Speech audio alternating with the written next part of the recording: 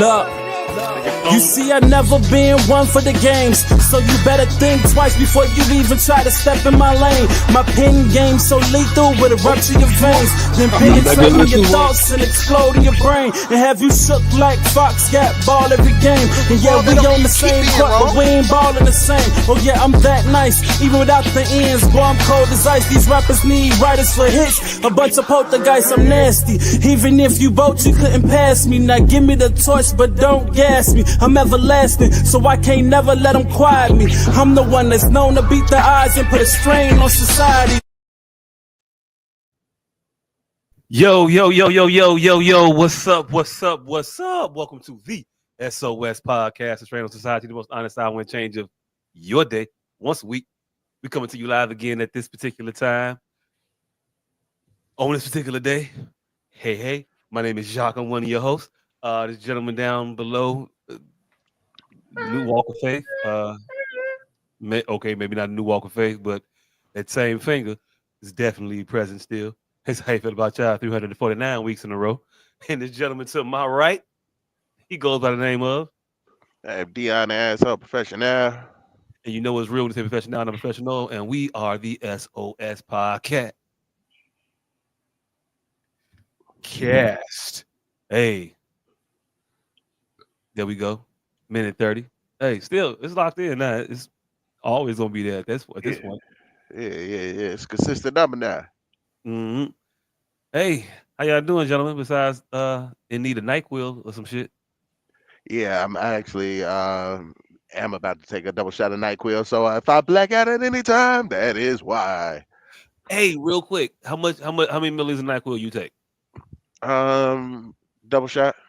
I feel the cap up all the way to the top. Okay, so it's 30 and 30. Okay.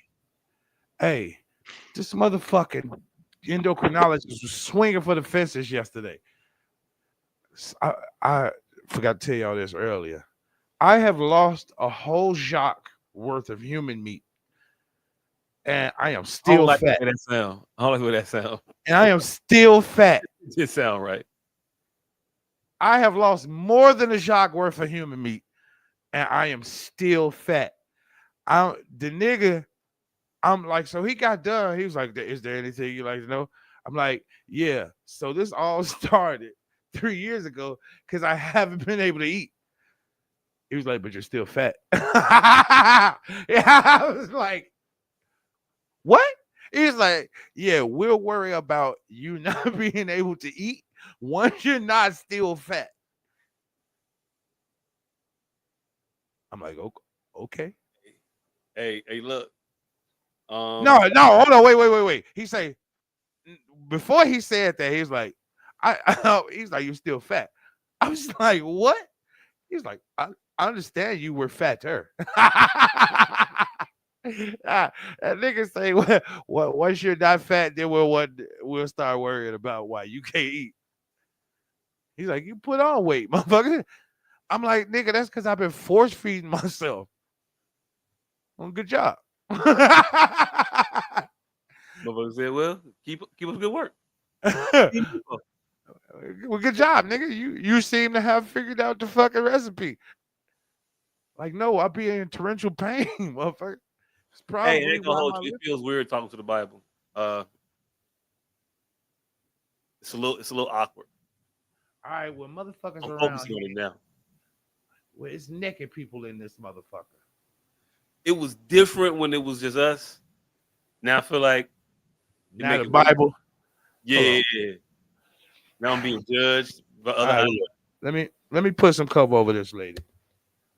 Or you could just move the Bible. You know, that's also an option. You could just move you don't show us the naked people. I'd put some cover over.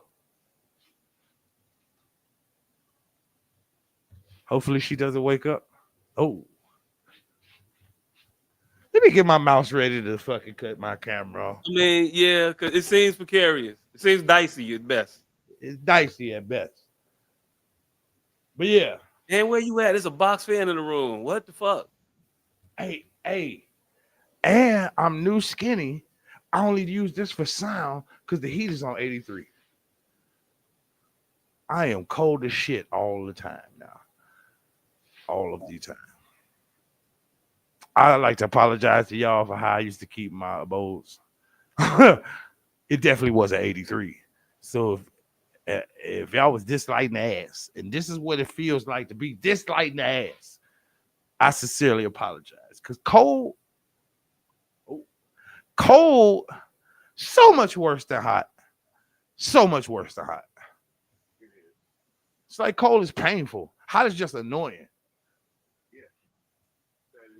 Hot is good up to a certain point of boiling, but yeah, cold is painful. Cold make your skin dry. It be itchy when you're trying to lay down and your skin stretching and it's cracking. That's what cold. Cold getting your bones, make your bones hurt. This is my first winter at this baseline. It's my first winter. It's my first winter at this baseline of thin, right?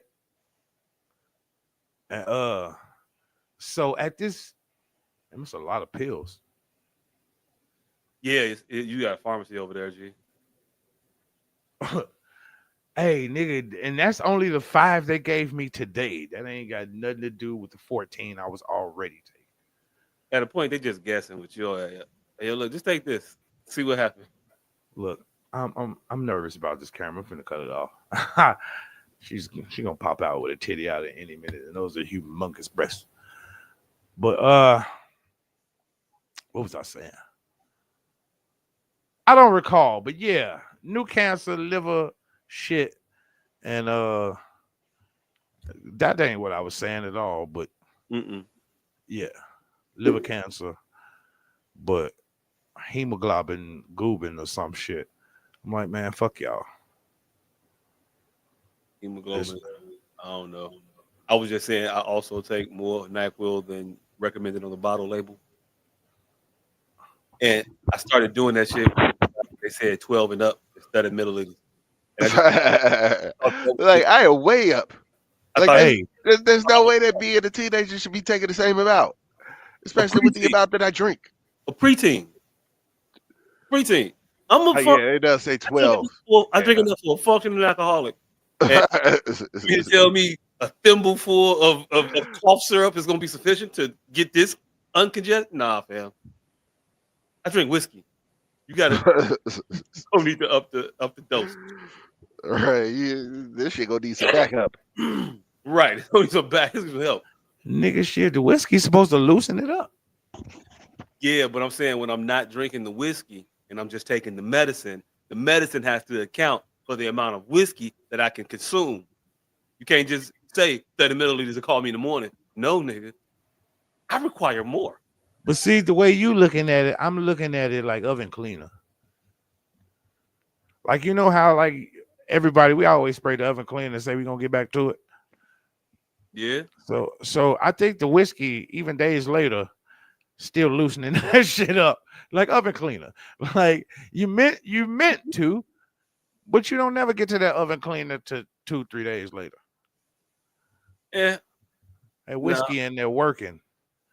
I mean, the whiskey might be working, yeah, but still, when I decide to take medicine, I'm up in the dosage. That's the rationale behind it. If you get that bad, well, I got to take some NyQuil, I'm definitely picking that shit up. Maybe for the psychoactive effects. I mean, nah, for the medicine effects. I would. That's the goal. I don't want to be on road tripping off of NyQuil. I ain't doing that shit to get geeked up. Did I use it right? Probably. I'm not using it in the syrup capacity. That's what I'm talking about. I ain't using it for that. I ain't swigging that shit. I ain't got a bottle of Robitussin out here. Yeah, this is good.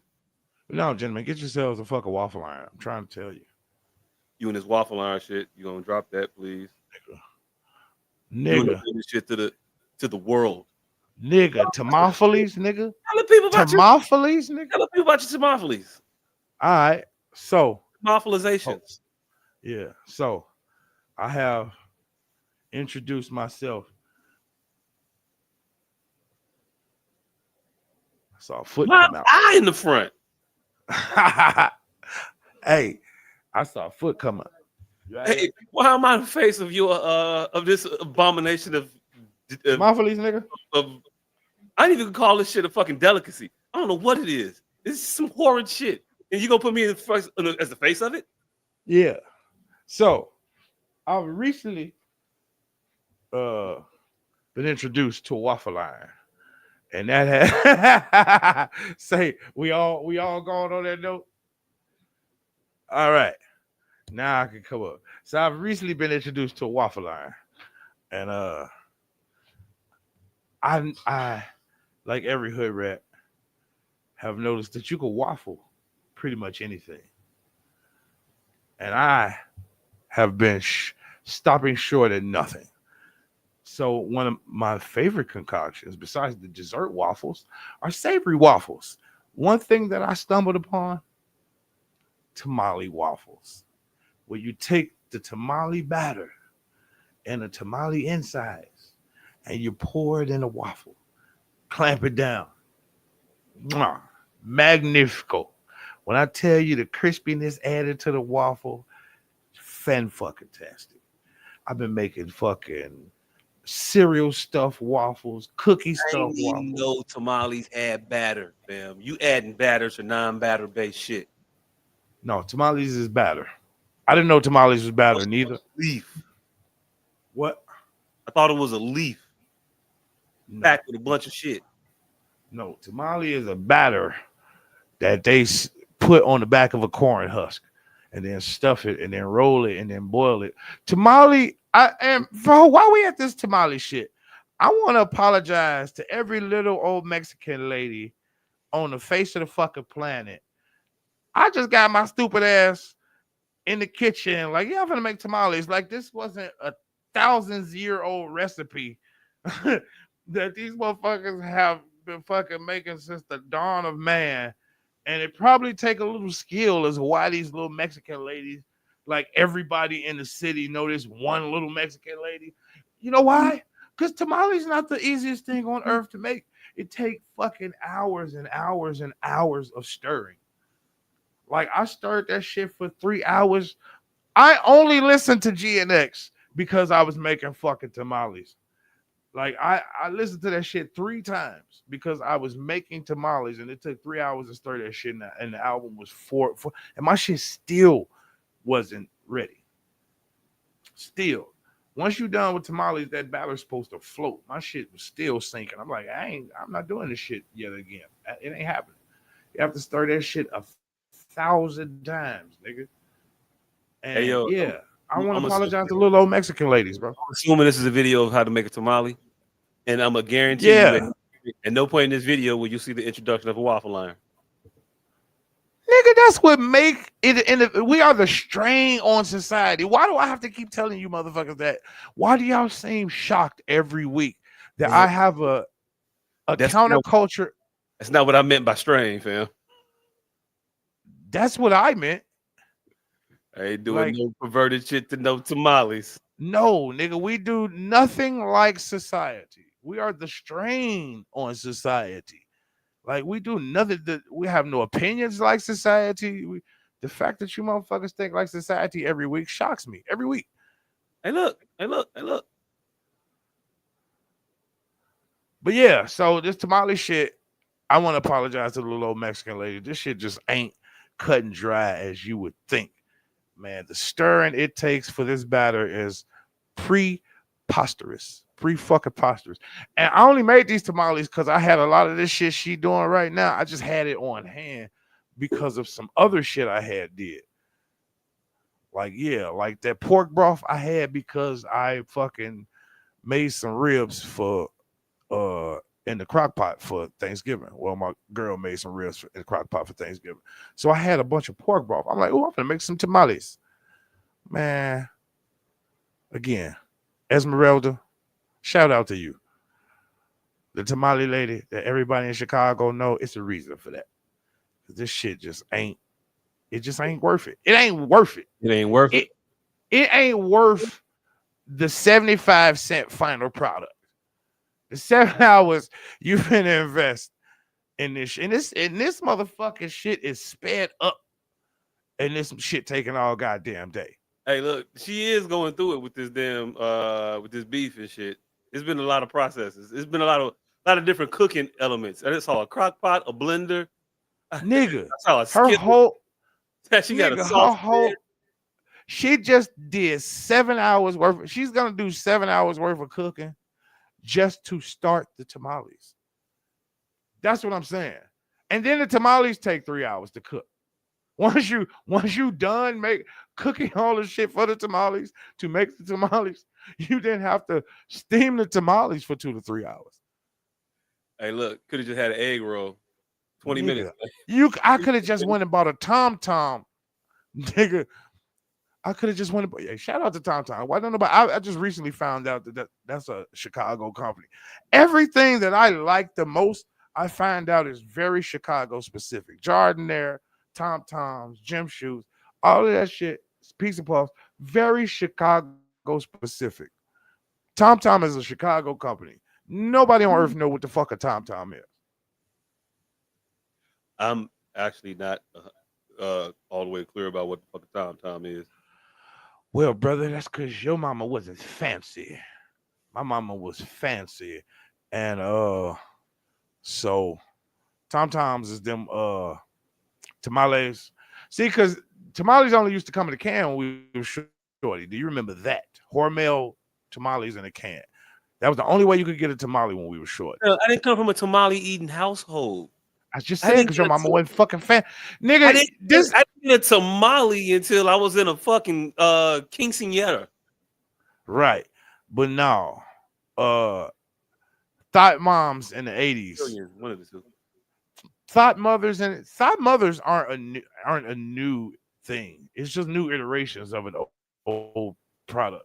So thought mothers in the 80s, you know how like Alfredo and shrimp balls are the thing now? Tex-Mex was the Alfredo of the 80s. So just envision single mothers with sons and shit trying to impress niggas. You know how the joke would be seafood boils and garlic bread, or Alfredo and garlic bread, now jerk and jerk egg roll. Like whatever the iteration is now, back then it was fucking Tex-Mex. That was a lot of dips. It was a lot of tamales and chilies and right. So because you come from a two-parent household, you have no idea about the comings and goings of thought cuisine.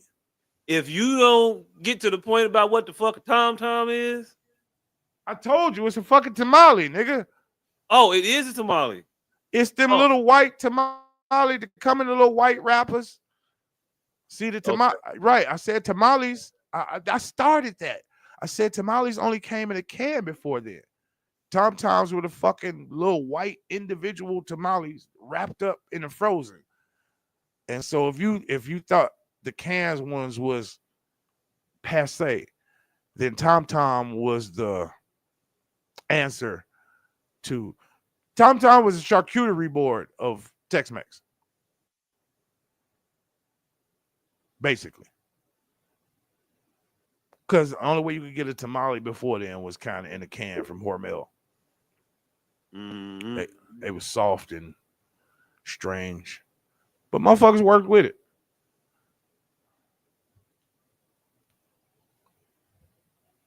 So, yes. I have been waffling everything, nigga. And my favorite thing is a tamale. That's a tamale waffle. Put some sour cream, some chives, some motherfucking cheese, a habanero mayo. Man, fan-fucking-tastic. The crispiness is all crispiness, nigga. Crispiness will elevate any fucking food. It's not, we already had this argument earlier. It's not a food you can name that crispiness won't take it to the next level. Chips, crispy. Told you, even water got ice in it, nigga. If you talking to us, you muted. Okay, yes, we don't like the crispiness of the ice. We just like the coldness. Like if ice was goddamn fucking soft and cold, it would be in fucking water. They do make soft, cold ice. It's called shave ice. Do you be going around asking for shave ice? No. Nigga, if I could Why? get that Because you shit. like the crispy cubes, nigga. No, nigga, I just like the coldness. It don't matter what fucking form it, what Then that's why texture you it don't ask is. for shaved ice. Nigga, what 'Cause the it fuck I'm does gonna get matter. shaved ice from? I ain't got no fucking shaved ice maker in my goddamn freezer. If you didn't I'm like not gonna, crispy ice, you would find the fuck out. I'll tell you that much. nigga, I don't give a fuck about the texture of the ice. That's the point. The crispiness don't make it better. It's just there. It's there by default. But the crispiness makes the water better. I'm not saying it makes the ice. No, the crispiness don't make the water better. The ice makes the water, the coldness of the ice makes the water better. The crispiness don't do shit. Literally nothing. I'm trying. Nothing. Nothing. All right, we're gonna see the next time you are offered shaved ice. See, the thing is, you don't be places where they offer soft ice. I fucking don't. Right. If you were Because somewhere where they offered you some soft ice, I guarantee you would choose the crispier ice. I would choose the colder of the ice. They both don't cold. matter Nigga, which- ice is ice. Okay, when it ice is ice, it don't fucking matter. Just give me some ice, make this warm You gotta ass give me drink that crispy unwarm. shit. You're not Make- gonna be like, let me get that soft ass ice. You're gonna be like, let me get the crispy ice. I'm gonna be like, let me get some ice. Hey. Something to make this warm beverage temperature drop. That's it. Hey, when a motherfucking beverage is good, what's the first way they describe it? It's ice cold. No. Crisp, nigga. Ooh, it's crispy. Nigga, that's because it's sharp. Crispy, nigga. Crispy That's not, makes shit better. that is not what motherfuckers. No. No. Crispy nigga, is just no. a fucking adjective version of crisp, nigga. Yes. Yes. Nigga, no. Nigga, no. Absolutely the fuck not. The fuck out of here. No. It is. No, nobody gives a fuck about. Nobody ever says, "Oh, this pop was soft, so I don't like it." It is a soft drink. And we Probably like a it when it's crisp, akin to a hard beverage. But there is no Mother- crispy edge on the cold can of Oh, that is not how that works. There's no That crispy is how edge that on the works. cold That can. is not how that works at all. No. It's not because of the texture. It's because of the refreshingness of the drink. Right? The fuck? No, just because you motherfuckers don't understand why it's called soft drink. No, just because Soft you. drinks are considered Nigga, better when they crisp. Hey, look, I don't know why it's called. No. Not really Because it's not a hard beverage, which is crisper. Hey, look. So you finna tell me that Coca-Cola He finna tell you. is mild when it's compared to Hennessy, yes. no, not Hennessy, apple juice, nigga. No. Because I'm not comparing non-alcoholic beverages to alcoholic beverages. Right. That's why it's called a soft drink. Pepsi and Patron. That's why it's called a soft drink. That's why it's called a soft drink. Hey, look, Because I'll the tell you hard why it's drink called. is alcohol. Hey, look, That's why it's In case called you hard understand, liquor, that's soft wild. drink. that is wild. If that's That is literally it. That's literally it. Why it's they called making soft the- drink. you ain't making the so. Hey, look, Yeah, The crispy level of it at no makes point the is shit the drink better. actually crispy. As the crisp goes up, so does the price. I'm telling you, crispy makes shit better. There's not a food alive where crispy ain't making it better. Ice cream, waffle cone. Hey, look again. You're not making the ice cream crispy. You're putting the waffle cone on the ice cream. Hear me out. There's not a food alive that isn't enhanced by crispy. However you like to told you wrap your earlier. mind around that. Told you earlier, dressing, and all the corners be in the dressing. Motherfuckers eat around. We eat the middle of the dressing first. No, We don't nigga. eat the No, edge a of the lot of dressing. people eat the corners of dressing, nigga. Crispy is so necessary. We want it in soup. Soup. Hey yo, You make also, your soup crispy, nigga. don't make my cornbread crispy. Everybody love the crispy corners on the cornbread, especially if it's Jiffy. No. Especially if it's Jiffy. I want no crispiness on my cornbread. That's My exactly. cornbread salt. Hold on, fam. Cornbread The salt. best thing to do is to heat that cast iron skillet up, put the butter in there, heat it up in the oven, and then pour cold Jiffy into a hot cast iron to make it crispy, to make the edges crispy. No, I don't want Motherfuckers no like crispy edges on a pancake. Crispy edges on a pancake. I don't Man, like. y'all- I don't like the burnt pancakes neither. I don't like the Not burnt. burnt, crispy edges. Hey, yo, look. Not They ain't burnt. getting crispy if the pancake ain't a little burnt. Yeah, yes, they That's do. how it That's the works. same how waffles get crispy, nigga, with that hot contact of that skillet. Waffles get crispy, they don't burn. I'm not Why? eating no goddamn crispy Contact in that- cake. Nigga. So let me tell you why you need to have a sponge cake, right? You know why sponge cake? Because cakes don't hold up to moist toppings.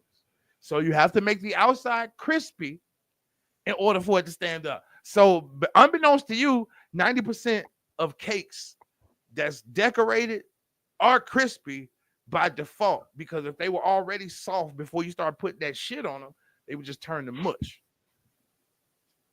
Stay woke. Hey, yo, look. You Yo, look. rock out. Serve me a crispy pound cake. It's gonna be all pound cakes at the next family function. Everybody like that little crispy corner of the pound cake. The interior crisp. All right, fam. The soft gotta be the interior gotta be soft, but the motherfucking brown edges crispy. No. I wish Especially if it's lemon pound cake. So icing ain't crispy. Icing ain't crispy. No, No. it's not crispy. No, I'm not eating no goddamn no crunchy ass chocolate cake. I didn't say crunchy, crispy. I'm not eating no crispy ass chocolate cake. Nah. I want nothing. I want no baked goods crackling Do in my y'all mouth. understand why it's called icing? Because it's sweet. No, The fuck. it's called icing because the other shit doesn't get hard. The Hey, other look, shit is called call it- frosting. Hey, look. Frosting, icing, all the same shit. Same shit. No, it isn't. My icing, if my icing is hard on the cake, if I can tap it, if I'm sitting there on the cake and I'm tapping the motherfucker, I don't want to eat that shit. Hey, Okay. you know what's crazy? This started out as jokes, but I'm about to get frustrated at the common knowledge you motherfuckers don't have. So we finna move the fuck on.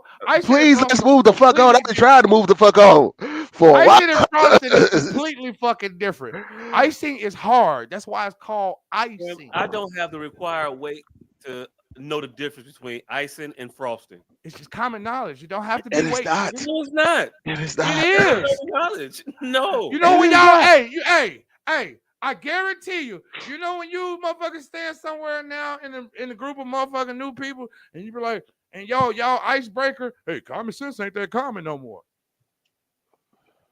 Hey, yo, Y'all look. talking about yourselves. Hey, yo, look, fam. Yo, look, fam.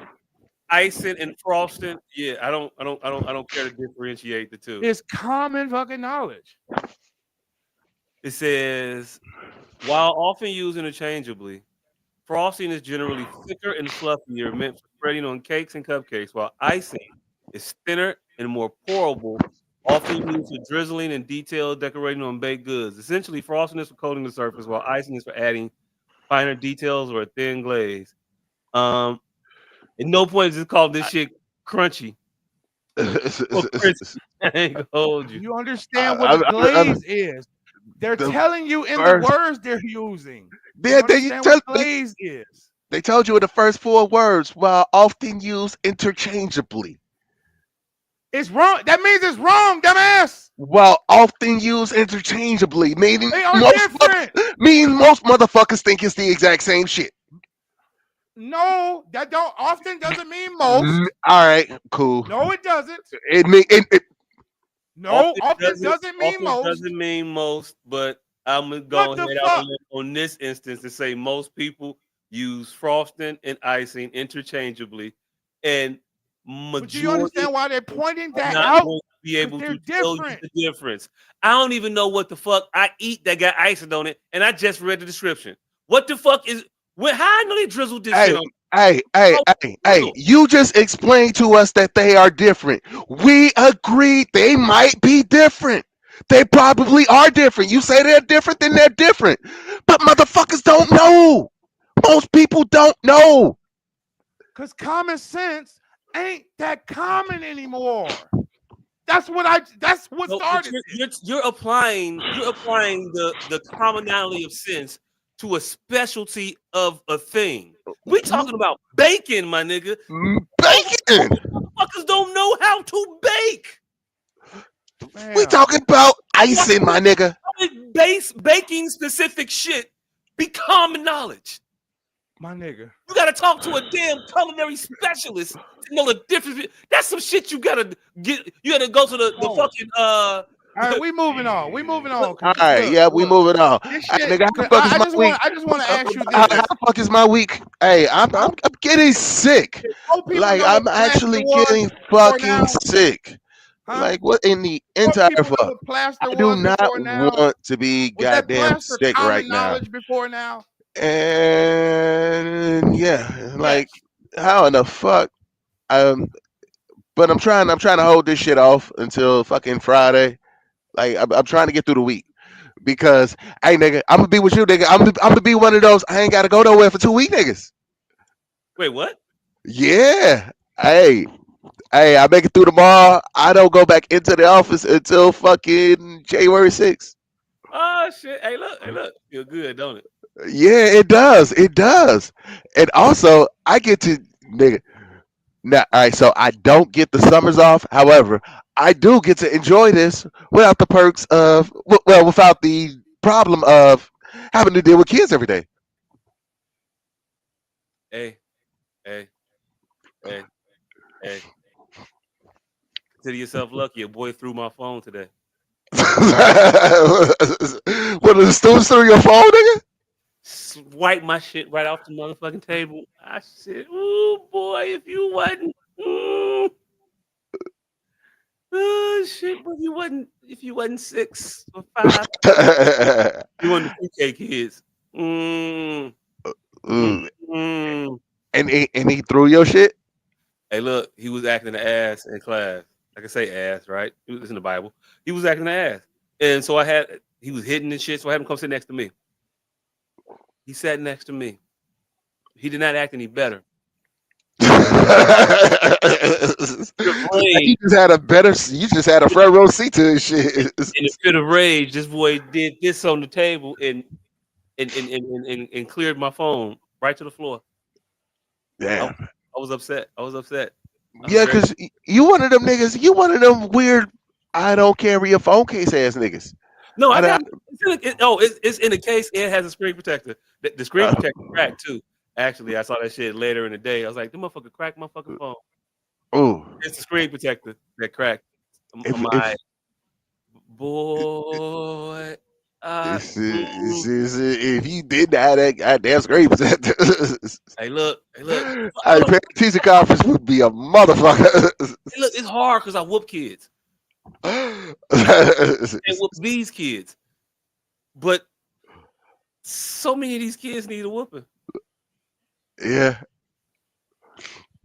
they do.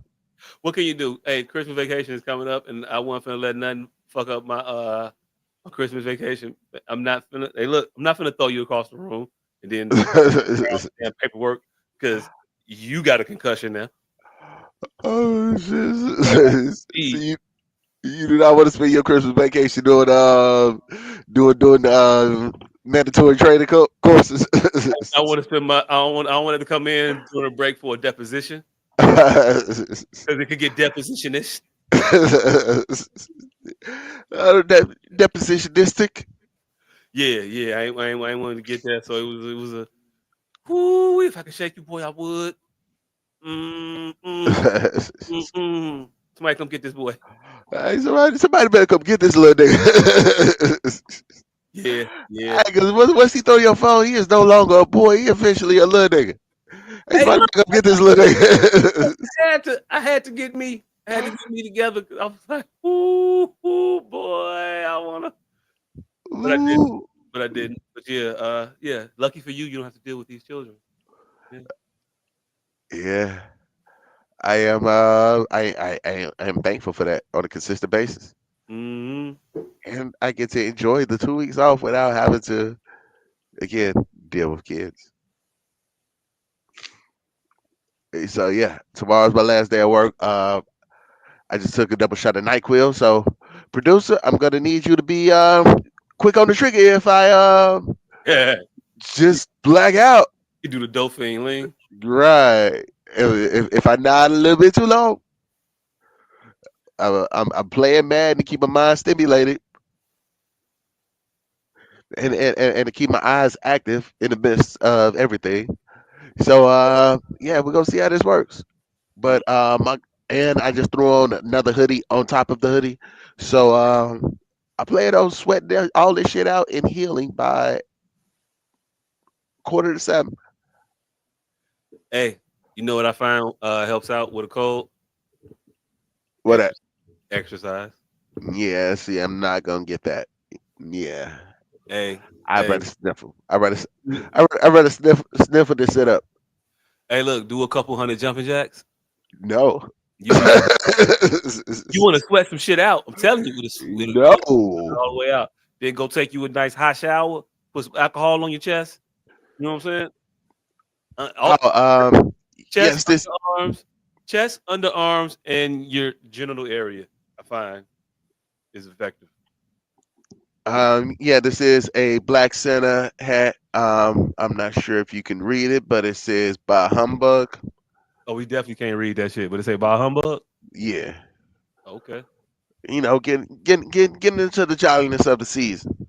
but not really the jolliness of the season. You just wear No, your hat. it's I'm still feeling festive. The hat, it denotes a particular sentiment about the season. It does. However, it still makes me feel festive. Hey, look, in the Scrooge McDuck kind of way. Yeah, quite possibly. But hey, by the end of the episode, Scrooge was always on the right side. He was. I definitely saw that movie about 3 times today. What was that? Um, twas twas the night uh Mickey Mouse's Twice Upon a Christmas or some shit. That's the name of the movie. Twice Upon a Christmas, but it's basically a Christmas Carol. Well, maybe we watched the Christmas Carol. It might have been the Christmas Carol we watched. It's when the Ghost of Christmas Past, Present, Yeah. Future visit Scrooge, and then he. Hold on, you're not sure if it was the Christmas Carol or the Christmas Carol with Mickey Mouse? Hey, look, both of them. Does all the characters just blend in? In my defense, Mickey Mouse appears in no less than 53 Christmas themed movies. True. They all involve a family dinner Yeah. and some shit of some other shit that happens. I don't know. It's a tree, it's a hat, it's some snow. I be half watching this shit. I'm not trying to watch this. See, I you're can not trying to only, follow the plot points. hey, look, I can only get so involved in a movie because I know the class is 50 minutes and the movie is an hour and a half. So you know you're never going to find out this is.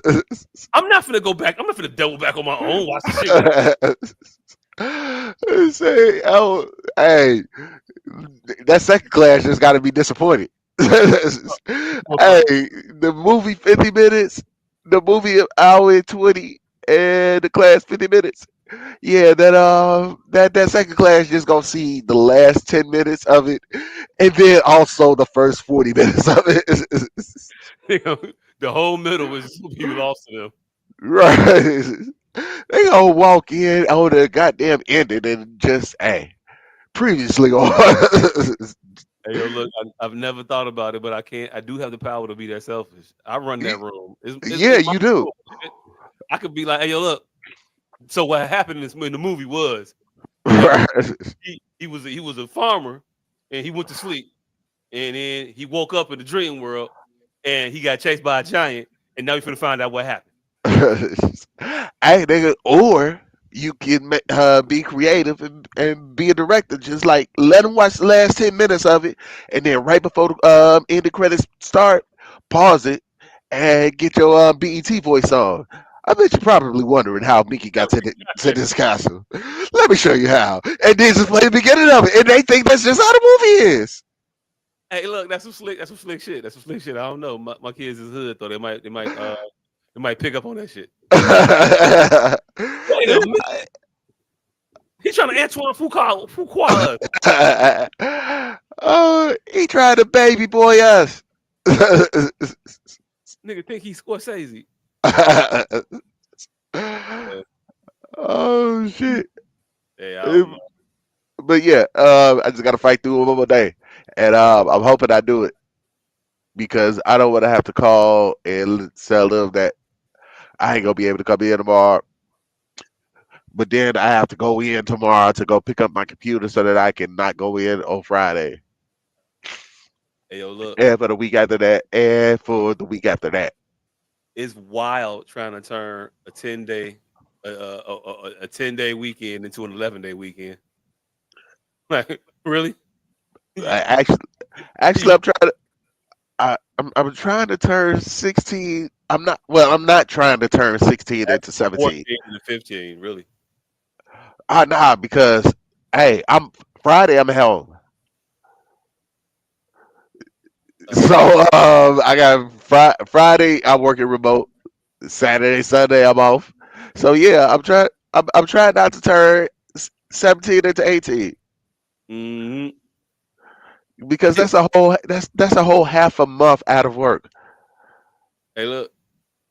Hey, look. You know what? That's a whole half a month without going to the office. I feel like that might be gratuitous, especially considering the fact that it just started. Hey, look. Motherfuckers playing it right. Next December, I might take off all December. It's just the whole month. Hey, look. They give you these days, right? But I don't ever take days off, so I kind of accrue shit. I don't know how my accrue how the accruement works though. So if these days I got for this year roll over into the next year, I would have enough to take off the 2 weeks before Christmas vacation. Yeah. And so really I could work 3 weeks in November, take the last week off,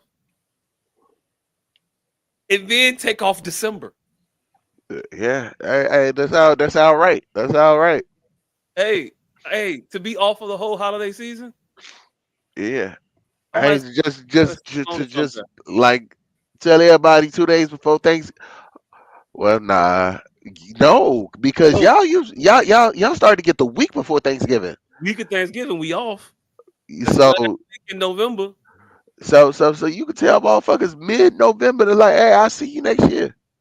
See you next year. Happy That's holidays. Hey, look, that's you miss all the awkward Christmas parties, the damn the potlucks of people food that you definitely don't want to eat, but you put it on your plate anyway. Like, all that shit. Just I'm gonna skip. Nah, yeah. You just fast forward through that shit. I might be on to something. I don't know, but they don't know a motherfucker like me. I hold on to days. If they roll over, I might roll with the motherfuckers. I don't. Hey, Hey, look. hey, but nigga, finding out whether or not they roll over, it sounds like some shit that you need to figure out before the last week of December. Like that might be something you need earlier intel on. Technically, I just need to know before 2 weeks for the school year ends. I just gotta make sure. Because I'll be damned if they don't roll over and I just give them back to y'all at the end of the year. Where I can't cash them in or nothing. So they just go. They just gone. Oh hell no. Yeah, I'd be pissed. I would be. Oh yeah. Ooh, I'd be. So I just gave y'all back day. I just gave y'all money. Oh hell. Y'all not gonna put that on that last check? So I just paid y'all. I just gave y'all money to come here and work. Oh okay. Oh yeah. Nah. Cool, cool, Hey look. cool. Hey look. I ain't about paying my job now. Right. That don't seem right. That's hustling backwards if I ever heard of it. Because I'm a stripper now. What the fuck? You ain't even So- make payout yet, nigga. What? Who's talking about I ain't recouped yet? The first Hey, album sold 600,000. Fuck you mean? I'm good. hey, having a job you got to recoup at. It sound crazy. It sound crazy for anything other than drugs. Yeah. Maybe T-shirt sales, but those kind of like fronts for drug businesses anyway, in my Hey, opinion. I actually say that right now while owing my old job $200 that But I am about to pay them. you owe them $200. Yeah. How that work? Oh, because of travel advances and shit that I have not did not get a chance to write off before I no longer worked for them. Hey, look. If you gave me the money, I don't know what Yeah, to tell you. they pay me in advance for expenses, and I didn't quite use all the expenses this time. Yeah, nah, fam. I don't know what to tell you. I expense that shit. I experienced an expense. I mean, I expensed most of it. I just couldn't get all of it. Hey, look. I ran out of expenses before I ran out of work. Yeah, I don't know. You ain't getting your 200 back. I'm sorry. Hey, look. It's like if I leave a phone company, that last bill, G, I'm going to tell you. you go ahead and chalk that one up. You might as well say your stamp. See, dog, because see, I plan on working for them again starting next month, so I got to pay them back. I never planned on going back to T-Mobile. Uh, so I was kind of like, yeah, you keep sending notices, but I don't shop there no more, right? What you gonna do? Man, Comcast been fucking sending me notices about a bill I owe for 10 years now. But what they don't understand is they prepay. I mean, they pre-bill. So there's absolutely no way for anyone to owe Comcast any money if it isn't for equipment. You motherfuckers trying to get a check off on your ass. You know Fam, that last month you owe me for it. No, but I not pay you 2 months for the first month. Oh, you remember that shit? them motherfuckers like, yeah, you owe us a bill. I'm like, hey, bro, you pay for a month, you prepay for y'all shit. So when I leave, nigga, I don't owe y'all shit. And they swept it down on them 200 some odd dollars. I ain't used that last month. See, y'all take that last month back. Hey, go ahead and cut my check. Nigga, I had to pay when I dropped the equipment off, I owed them like however many dollars because I didn't stop it on the day of Oh, the prorated amount. right. I'm like, my nigga, y'all pre-bill. So I'm not using them 3 days. So what the fuck do you mean I owe the prorated amount? I paid that anyway. And that was like that Cassie shit. That's why you don't pay terrorists, because that's when they know they got you. It's exactly why Jay-Z ain't paying that motherfucker, wasn't paying them extortions. Because once they know you'll pay, oh, we got us one. We got him.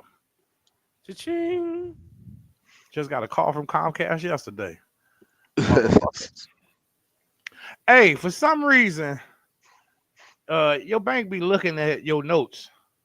So when y'all transfer money, make it seem like it's way more important than it is.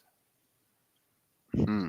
I got a phone call yesterday because I've been zailing somebody some money. And unbeknownst to me, they have been putting why the Zelle in the description of the Zelle or whatever. And my motherfucker bank called me about the description. So I see you've been doing home improvements. I'm like, well, what the fuck you mean I've been doing home improvement? Well, you sent some money, and in the title of the, I'm like, wow. In the title of the transfer, it says home improvements. So if you're Like, doing nah, more man. home, I'm like, it was actually for crack, and that nigga was fucking just trying to be obsequious. And I'm like, hey, nigga, Yeah, you code's know, broken. Now you gotta die. like, hey, nigga, you know, when you try to be too nonchalant, you look chalant like a motherfucker. Is chalant a word? It should be. I mean, chalant not a word, but nonchalant's a word. It's weird. So yeah, I don't. Yeah, it should be. Motherfuckers should be extra. Matter of fact, we didn't start that shit. Motherfuckers being extra chalant around here. Right. Chalant like a motherfucker. If you look too nonchalant. Mm, Chalant is a circle. You can only walk so far into chalant before you're walking out of chalant. yeah, I'm with that. I'm with that. Mm, yep. So those were our weeks, huh? Yeah, Yeah, yeah. Um, well, we got My week, topics. my week is full of waffles. We Y'all, we we we we, we went over your week. yeah, yeah. nigga, y'all just made me make a frustration waffle right now. Nah. Hell yeah, Speaking of frustrating, I watched that Jamie Foxx. What had happened was boy, they done made this. This is how much peer pressure go. They done made Netflix change where the motherfucker was at. What you mean? where was it and where is it at now? It was in comedy, and they made the backlash for it not being funny made them re-tag, retitle, I don't They know had to what you would call it, reclassify. re-subdivide it into a therapy talk. This was Ayanna Van Zant without Ayanna. Right. But he's Barbara clearly a Walters comedian. without Barbara. He did an Oprah interview without Oprah. Yeah.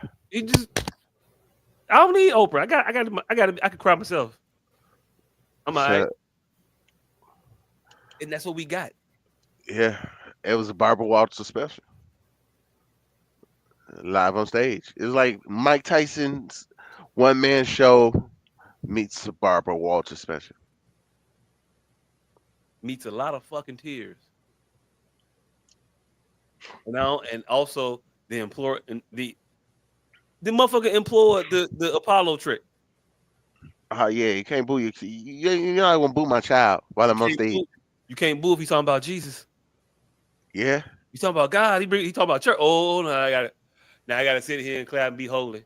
All right. Uh if you open up the show with God is good and all the time, God is good.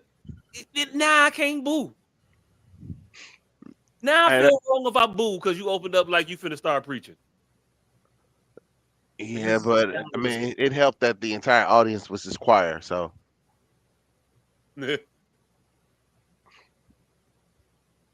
So yeah, I have a rather negative opinion of it. I believe you do as well.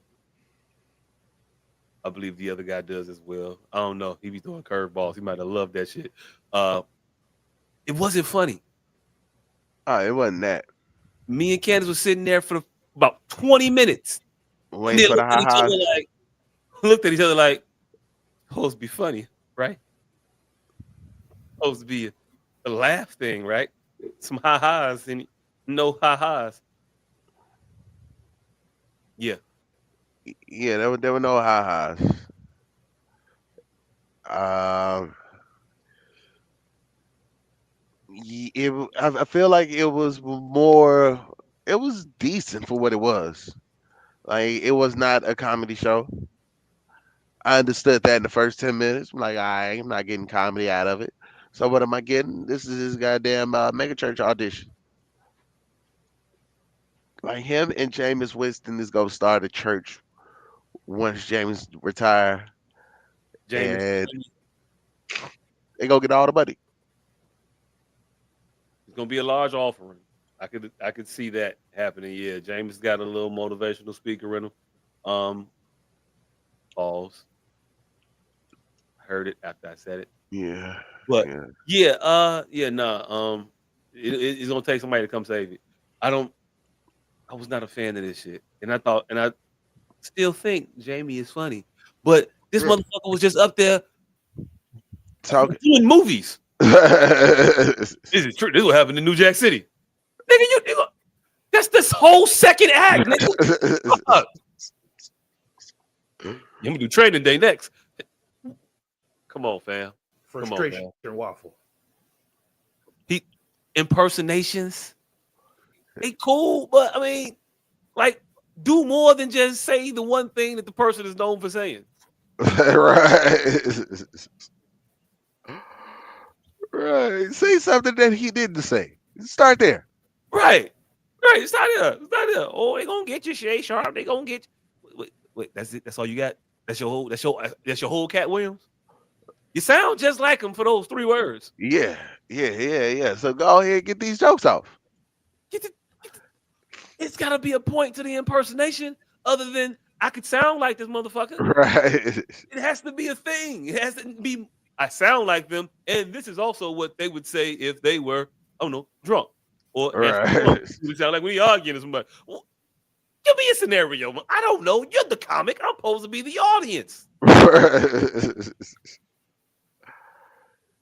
And it was just listen to how I talk. I was like, okay. I mean, as far as an impressionist, I mean, good, but the impersonation comics aren't good. I don't want to sit here and watch Jay Farrow do everybody. Ari Spears is a good impersonationist, mimicker. Impressionist, motherfucker. Impressionist. He's a good impressionist. I don't want to see 50 minutes of that shit. Yeah. I'm not watching this. It's that a whole hour of you pretending to be somebody else. This is not a good look. It's like, But what you gonna say? I get what he was trying to do, and it's a hell of an audition tape. Hey, look, motherfuckers trying to fill up time, fam. They said you got an hour. He said, wait, I thought it was 30 minutes. Right. All right, I'll figure something out. Don't worry about What it. he did, what Jamie Foxx did was something that we just haven't seen in a long time. And so we weren't used to it. So it seemed nouveau, but it really wasn't. He did a fucking Jerry Lewis style. And what did you call them shits? Not telethon, but variety act. He just did a fucking variety show. The old school Jerry Lewis, Dean Martin, Rip Torn. Like, we're just not used to seeing that style of show. But it was a very good show in that style. He had 30 minutes on the stool talking about. He gave a hearsay account of shit he was there for. Fam, have you ever seen Dean Martin or any of them one of their shows? No, I have not. Like, that's what it was. Just check out one of them old shows. Dean Martin, Jerry Lewis, them older comedians. Just check out one of their shows. I have not seen one of their shows. I've seen some of the highlights. And at none of the shit I seen was a motherfucker on the stool talking about. So yeah, when I had the stroke, they had said that, you know, I don't want to hear that. I mean, but that's the old showman. That was like 40% of this shit. Right. That's what them old shows used to be like. Them Wayne Newton showman shows. I am not a fan of those then. And it doesn't make you a showman to do that. What makes you a showman is, man, you could sing while you're doing the show. The one he said straight out of Foxhole, where he sang at the end, Mary quite played the piano and all the other shit. He did some impersonations, but he cracked a lot of fucking jokes. That was you being a showman. This was just you writing in your diary. You was having a therapy session for the world to watch. And if it had been billed as that, I wouldn't have watched it, and that'd have been fine. You know, it'd be funny when a motherfucker show up. Sure. You know, it'd be funny when a motherfucker. You know, it'd be funny This was when a like when motherfucker Richard show up Pryor, hold on. in This was McDonald's. like when Richard Pryor had after he got Hey, stop burned up. pausing for effect, then, nigga. I wasn't pausing. Get these motherfucking sentences out. It's like with Richard Pryor after he burned himself up, and he had to talk about it after the fact, and he was being open and honest. But even in his honesty, he was cracking jokes. Light a match. What's this? Richard Pryor running down the street. Some funny shit. There was no funny relation to his turmoil. He didn't relate it in a funny way to make you laugh at the pain or like you do in comedy. None of that. That wasn't dramatic. I was done. You can go now. It'd be funny when a motherfucker walk into McDonald's looking for chicken.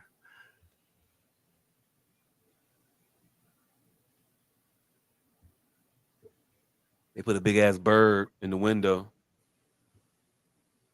I thought they had chicken. He didn't put a bird in the window. My bad. I went to Steak and Shake for a steak. My bad. I didn't know.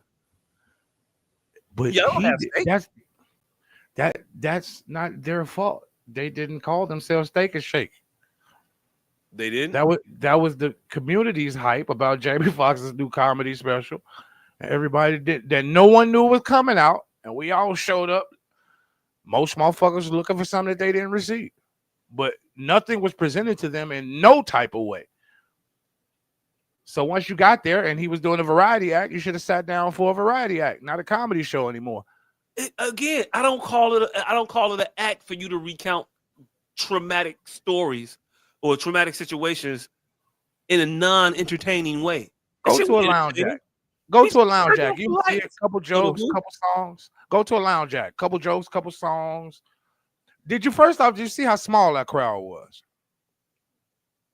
It looked like at least 2,000, 3,000 people in there. What?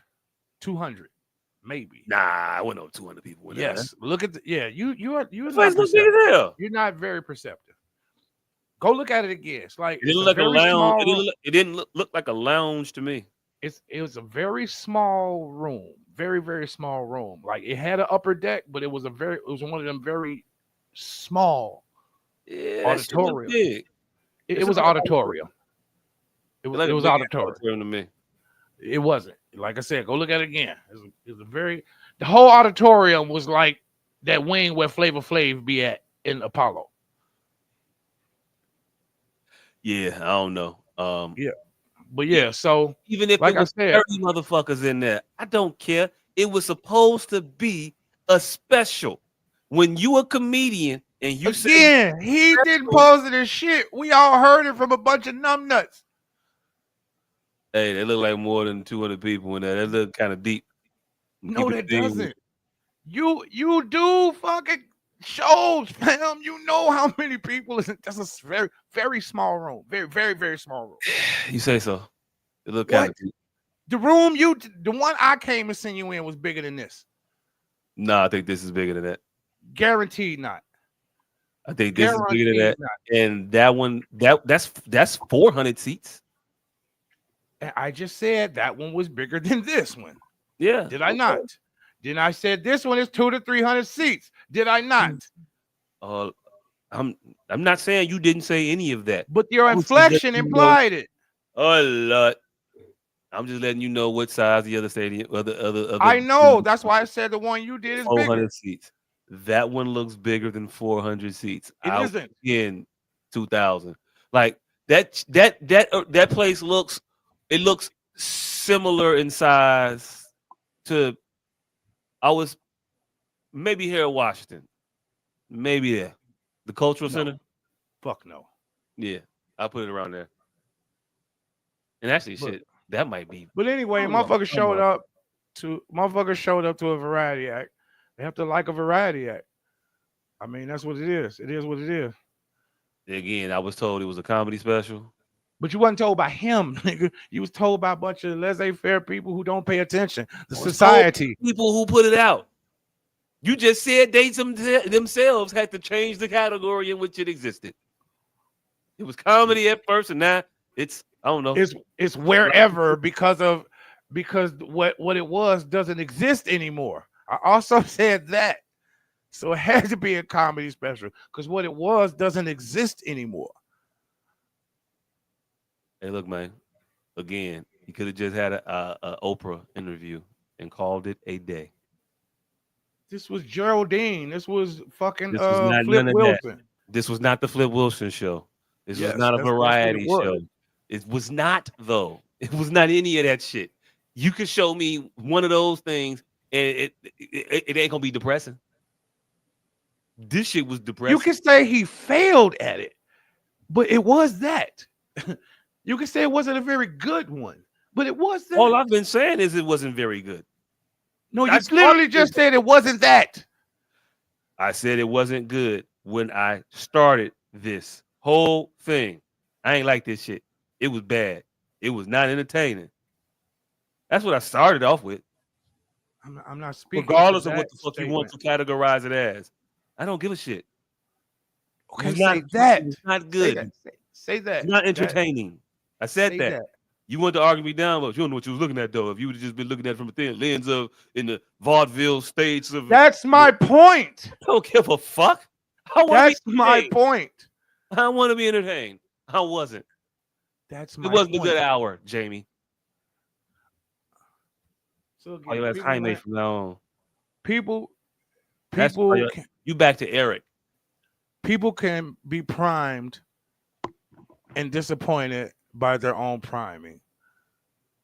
I always harken back to Joe Budden. You arguing with the nigga in your head that you created. That's not me. You created that motherfucker. And now you mad at the motherfucker you created. That's your fault. You came there looking for something particular, didn't see what you were looking for, though no one offered that to you. Again, they did. They told me it was a comedy special.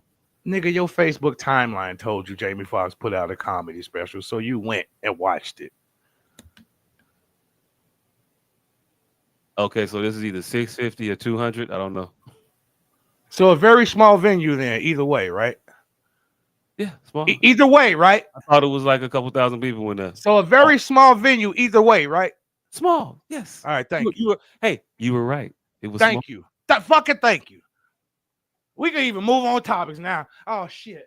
I need to put away my depression waffle. Go make me a happy waffle. Hey, look, don't blame this for that. You know that shit is disgusting as you was eating that motherfucker. No, it's They're gone. all depression. It's gone, mind you, in that very small venue that you can clearly see is a very small venue. They're all depression waffles. But yeah, motherfuckers went to go see a comedy special and it was a vaudeville variety act and they were disappointed. That's their own fault. If they would have went with the same intent that they went to go see that Mike Tyson, I don't think it would have been such a bad show. We all knew we was going to see the one man hour with Mike Tyson. We wasn't going to see a comedy, so the fact that he was funny in it made it that more appealing. So when he cried and he did all that shit, we was more accepting of it. But that was because we got months and months of priming that Mike Tyson was doing a one-man act. And he had the benefit of actually not being a comedian, so we wasn't judging him with too harsh a ruler. Jamie Foxx doesn't have any of that. He didn't have the months of priming telling him he was coming out with a one-man variety act. He is a polished comedian, so we expected the shit to be knocked down, drag him out funny. He just had a bunch of circumstantial shit that stacked up against him, in my opinion.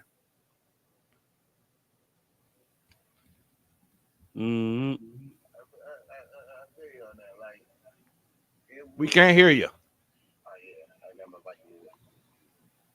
I don't have my mic there. Just got it all the way up there. All right, so yeah, I actually completely agree with you on that. Like, it was not. It was a decent show for what it was, but it was not a comedy show.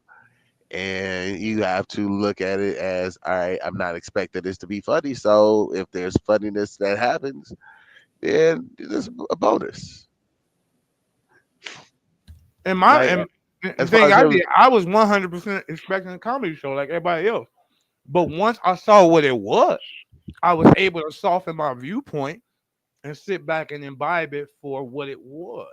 And for what it was very well executed, in my opinion. Is I it- too thought I was there to see a comedy special.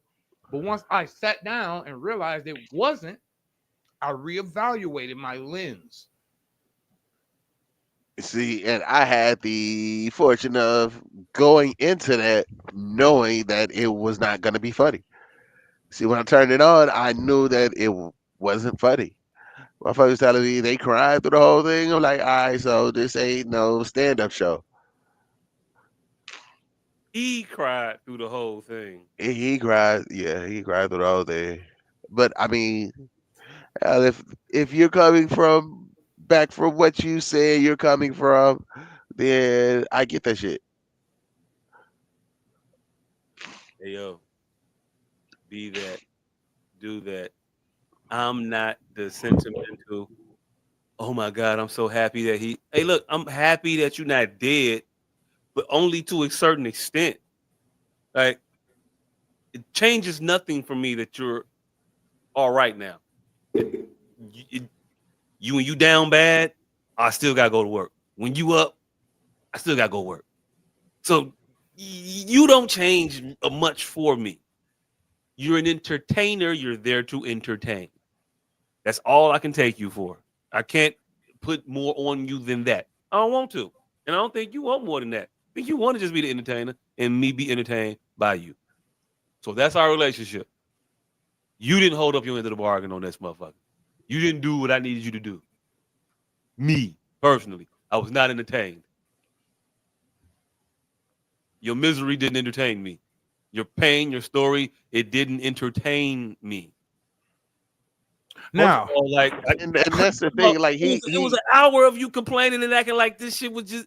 You had a stroke, man. If you don't get off this fucking, if you don't, this pity. I'm gonna watch this grown man have a pity party for himself. I don't know. The thing is, he does have an interesting story. That could be a great story. He just presented that shit very not entertainingly. What's hey, interesting about his story? He had a stroke. what I will say is he did a hell of a misleading, because the only thing I heard in regards to this shit prior was Diddy, and then there was no Diddy, or very little Diddy, I should say.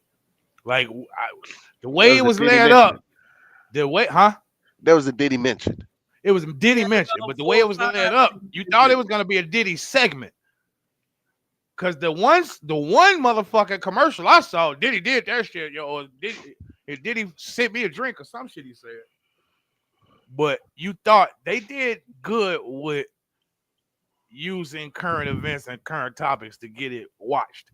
Cause I know I came into it thinking, oh shit, he finna tell about the freak parties. I thought he was finna do a whole bit on Diddy.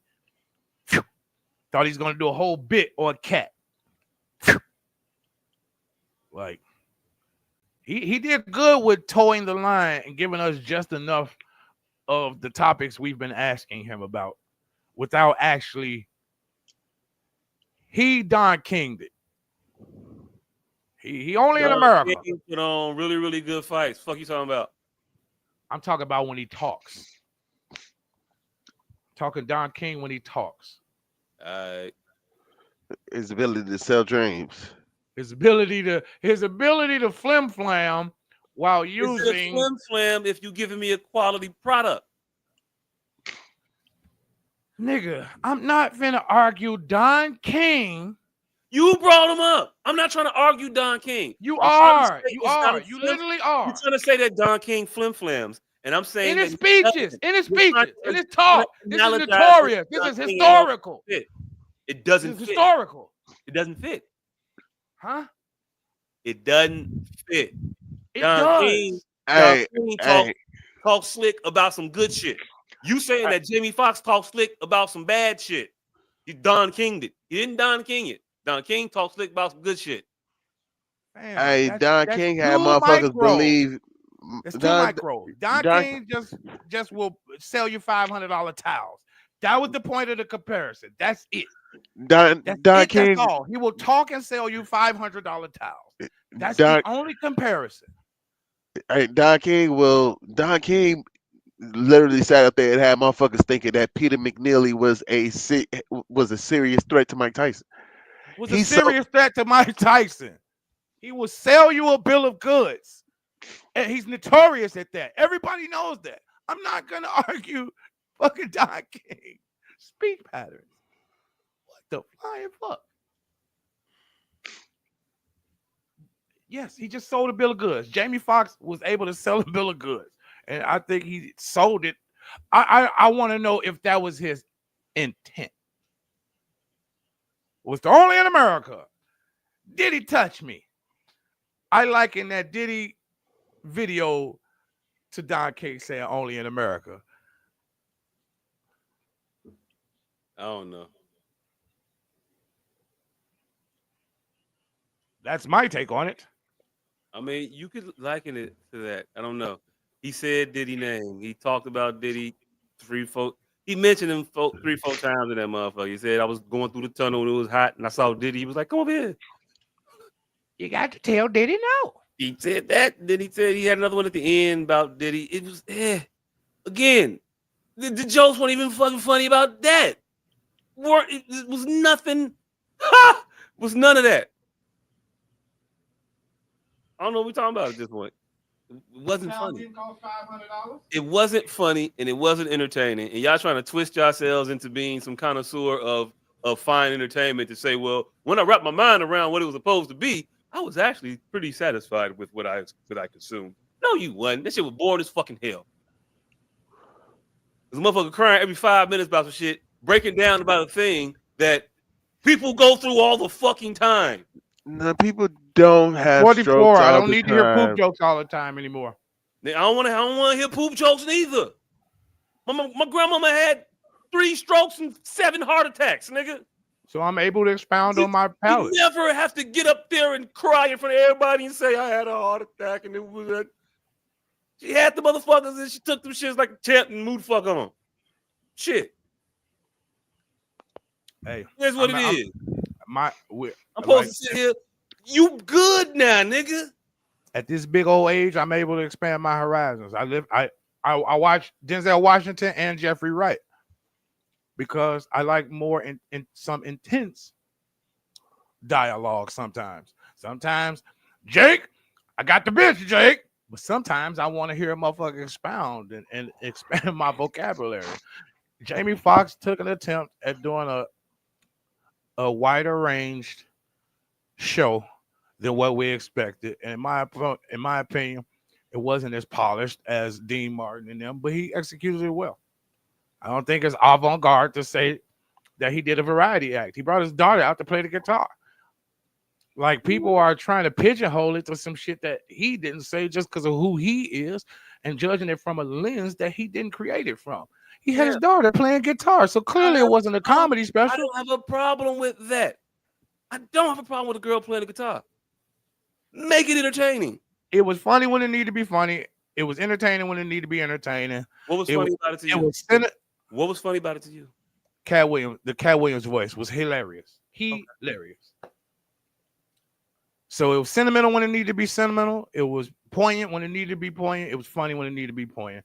I wouldn't mark it the highest variety act I've ever seen, but I give it honest remarks. Good remarks. Well, I give it an F. So did most of society. Hey, sometimes society get it right. They got that one right. Chris Rock was on Saturday Night Live. Y'all see that? He's falling off in my opinion. Hold on, y'all said something. I didn't hear all that. I said that wasn't the only Jamie Foxx story this week. Oh yeah, no. Oh yeah. So he was at some highfalutin ass restaurants. Philippe Child's Roof. Motherfuckers mad at their comedy special. Bust him upside the head with a glass. Yeah. Well, he was having a birthday celebration or whatever. Whatever it was. He had about 50 people with him. They were on the first floor. The production crew from Jackass was up top. And they had sent him down a drink Like, hey, Jamie, on us. There you go. Jamie ain't drinking. Apparently, he's not drinking at this point in time anymore. I mean, as he shouldn't. Health first. So they sent him to drink. He didn't drink the drink, and they started hitting him with this pin light. It has a shape of a penis on it, and it was just shining on his face and forehead or whatever and shit. He didn't like that. Went up there to say something, and cups flew apparently. That's the end of the story. He went to the hospital, but there's no furthering of there was no further altercation. They threw a cup, and then his people did dog walk. His people, he was there 50 deep. He had to go to the hospital, and there was no melee reported. Yeah, Sounds like you gotta everybody set got that shit up. paid, nigga. You say what? Sounds like everybody in that club got a check. Everybody got a. Hey, you ain't see shit. You ain't see shit. You ain't see shit. So you said the jackass Captain James around the whole club. Not the jackass crew. My Shit. jackass You Jamie Foxx and them 70 niggas. you know they got rambunctious and did some shit. The Jamie Foxx entourage, however, is said to have behaved like utter saints. Oh, Them gang members he be riding with. they behaved themselves cordially. Yeah, I mean, your loved one is picking up the check, by the way. He has to get rushed off to the hospital when nobody. Oh hell no! Nothing. Not a chair was thrown. But hey, I mean, nobody else threw a plate back. I don't know. I just thought it was funny that it was the people from Jackass that was acting like jackasses. I mean, yay that. But Yeah. apparently he had to go to the hospital. He got some stitches. He got cut in his mouth area or face or something like that. And required some attention. I believe he's doing fine now at this point. I don't know. Maybe he'll make a special about it. I don't know. I might be heartless. I don't know. It's his near death experience. It's his thing. I just the way my compassion is set up, ain't a lot of room for that shit, fam. Now I think that nigga's a fucking excellent flim flam artist. That motherfucker say, "Hey, I gotta talk to these people about this shit at some point. Let me get $10 million. Let me get I $10 might million as well dollars. get paid off of it. Let me get $10 million dollars to make a TMZ announcement for an hour." Yeah. Could have been a post. Could have been a post. Could have been a But he post. wouldn't have got 20 million for a post. Could have really just told us, man, Joe, that I don't remember none of that shit. But he said, I don't remember none of that shit, and then proceeded to talk for 30 minutes about it. Oh, you can't say the shit about showing his man member wasn't fucking funny. I chuckled at that a little bit. That was funny. Right. That was Right. That was It funny. had some funny moments. That was funny. That one was funny. It was an hour and whatever minutes long, and a chuckle here or there. Yes, when you were supposed to chuckle. When you supposed to tear up, you tear it up. When you supposed to chuckle, you chuckle. When you supposed to tap your feet, you tap your feet. It was a fucking variety show. Tap my feet. I didn't tear up. Chuckled. That's because you're a Christ. curmudgeon. That's because you're a curmudgeon and you didn't give it its proper due. Once you seen his daughter come out with a guitar, you should have knew it wasn't a comedy special no more. Yeah, we was like 40 minutes in at that point. Shit. Yeah, I said I was gonna stop exaggerating for effect. I'm sorry. I didn't mean exactly then. You should have known well before then that it wasn't a comedy special. Yeah, it wasn't special comedy. Before then, it was he's sitting on the stool talking about, man, I almost died. You know what would have made the layman, and this is what Jamie Foxx. What do you mean snap cool? Hey, and this is why the Russo brothers now have to go, hey, this is our other villain. Because people miss subtlety. You know what motherfucker would have got what Jamie Foxx was doing if he would have sat there and the whole time, if he would have sat there in a tuxedo with his bow tie open and his collar popped open. Niggas would have knew what he was doing then. No, man, I knew what he was doing. I saw Richard Pryor do it better. Live Also on not Sunset Richard Strip Pryor. was an action Also comedy not show. Richard Pryor's best work, but still better. He did this better.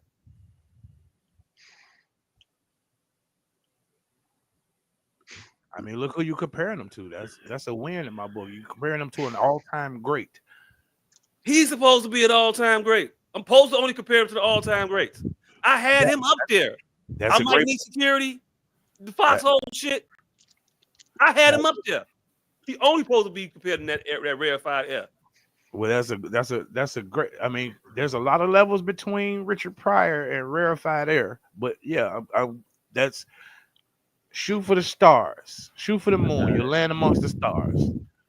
So if he fell short of Richard Pryor, I think that's a moniker he's willing to take. Take it. F. Chris Rock was on SNL. That nigga's falling off. His comic ability is falling short. Like that drug dealer, it was way more angles he could have did than drug. That was a very 90s I don't know what you're talking about. joke. Oh, all right. Well, let me let you introduce this shit. I thought you was talking right about that his monologue. No. Say that. He said, yeah, drug dealers get shot every day. Well, you could just go to it. Say it. Explain it. Oh, well, Chris Rock, he did an opening monologue on Saturday Night Live this past week. And in his monologue, he made a joke about the death of we need to find out that nigga name. Brian Thompson. Brian Thompson. Well, I need to find out that nigga name. He made a joke about the passing of Brian Thompson, about Luigi Mangione. And here we go. No, we can't play it. Oh, we can't play it. Well, yeah. What he said was they're gonna pop that. We play it. Yeah, he said that paraphrasing, of course, that no man should lose their life, but drug dealers get shot every day. That was a very low-hanging 90s Chris Rock ass joke. Now, if anything to criticize harshly, I'm gonna criticize that one. I think there were many angles he could have took that, barring the drug dealer angle. I wasn't mad at it. I wasn't mad at it either politically. I wasn't mad at it either politically. I wasn't mad at it either ingenuity wise, but comedy wise, it was a very weak joke in my opinion. Ha ha ha joke. No, it wasn't. Yeah. Ha ha ha, it wasn't. But a poignance, yes. Everything he meant it to be except funny. Because it was layers to the joke. It wasn't just a ha-ha joke.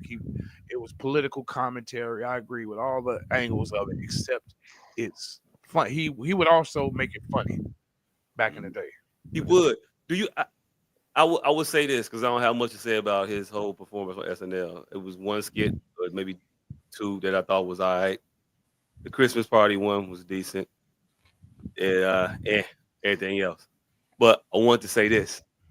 Do you think that his comedy now is being affected by the perception of him? That people think of him, he's a man without country, so to speak. People think of him as a sellout. People think of him as a punk. And I think that narrative is taking over a bit and is overshadowing his ability to get over as a comic now. Like he got over with the last special he did because he had the whole Will Smith shit and he went and he called Jada Smith a bitch 100 times or whatever. Talked about Will Smith and he got a semblance of his lick back, although he didn't hit a motherfucker. But when it got beyond that, you just started hearing story after story about Chris Rock let motherfuckers call him a nigga. Well, you know what? He let him say nigga in front of him. He gives white people the nigga pass. And wait, he do hang around a lot of white comedians. You know he never put his brother on, and he really ain't that. So all of these things coming at the character of Chris Rock, I think affect the character. I'll give you that. But what I will say this, I liken it to the fact that we may have A nerd getting away. Stand the mic. Stand the mic. I said I liken it to the fact of a nerd getting away with sitting at the cool kids table, and we just never really paid attention until he laughed too loud one too many times, and then motherfucker just go, "Hey, who let this?" So I don't think Chris Rock was ever the pinnacle of what. Right. Why are you? I don't think he was ever the pinnacle of what we would associate. I don't think he was ever the pinnacle of what we would associate with, but I think he told the line, and he was skillful. He told the line of popularity, and he was skillful enough that we didn't pay attention to him being who we thought. We think of him like fucking what's the nigga from Curb Your Enthusiasm? Larry David. No, Or JB black Smoove. nigga. JB. We think of him like a annoying. Like we should think of him like a JB Smoove, like a hanger on, or like he evaded that opinion of a hanger on, or not necessarily funny, but funny for what it. That's who he really is. But we sat him at the legendary. He should have just been a +1, but somewhere along the line he got an invite. He got an invite because one, the door was wide open at the time. Two, he was with the right whites. And three, we were clamoring for anything at that point. It was fucking Jerry Seinfeld, Andrew Dice Clay, Robin Williams. We were clamoring for anything on the center stage at that point. And Chris Rock filled that void by associating with, he was the Sammy Davis Jr. of his day. He connected with all of the top whites, and he moved through those circles. And so as blacks, we was just like, yeah, Sammy Davis on. And we didn't really realize that we wouldn't like a Chris Rock outside of his talent. We wouldn't necessarily hang with a Chris Rock. Chris Rock is the epitome of never meet your heroes. Yeah, I would say that. Yeah, I can get that. Yeah.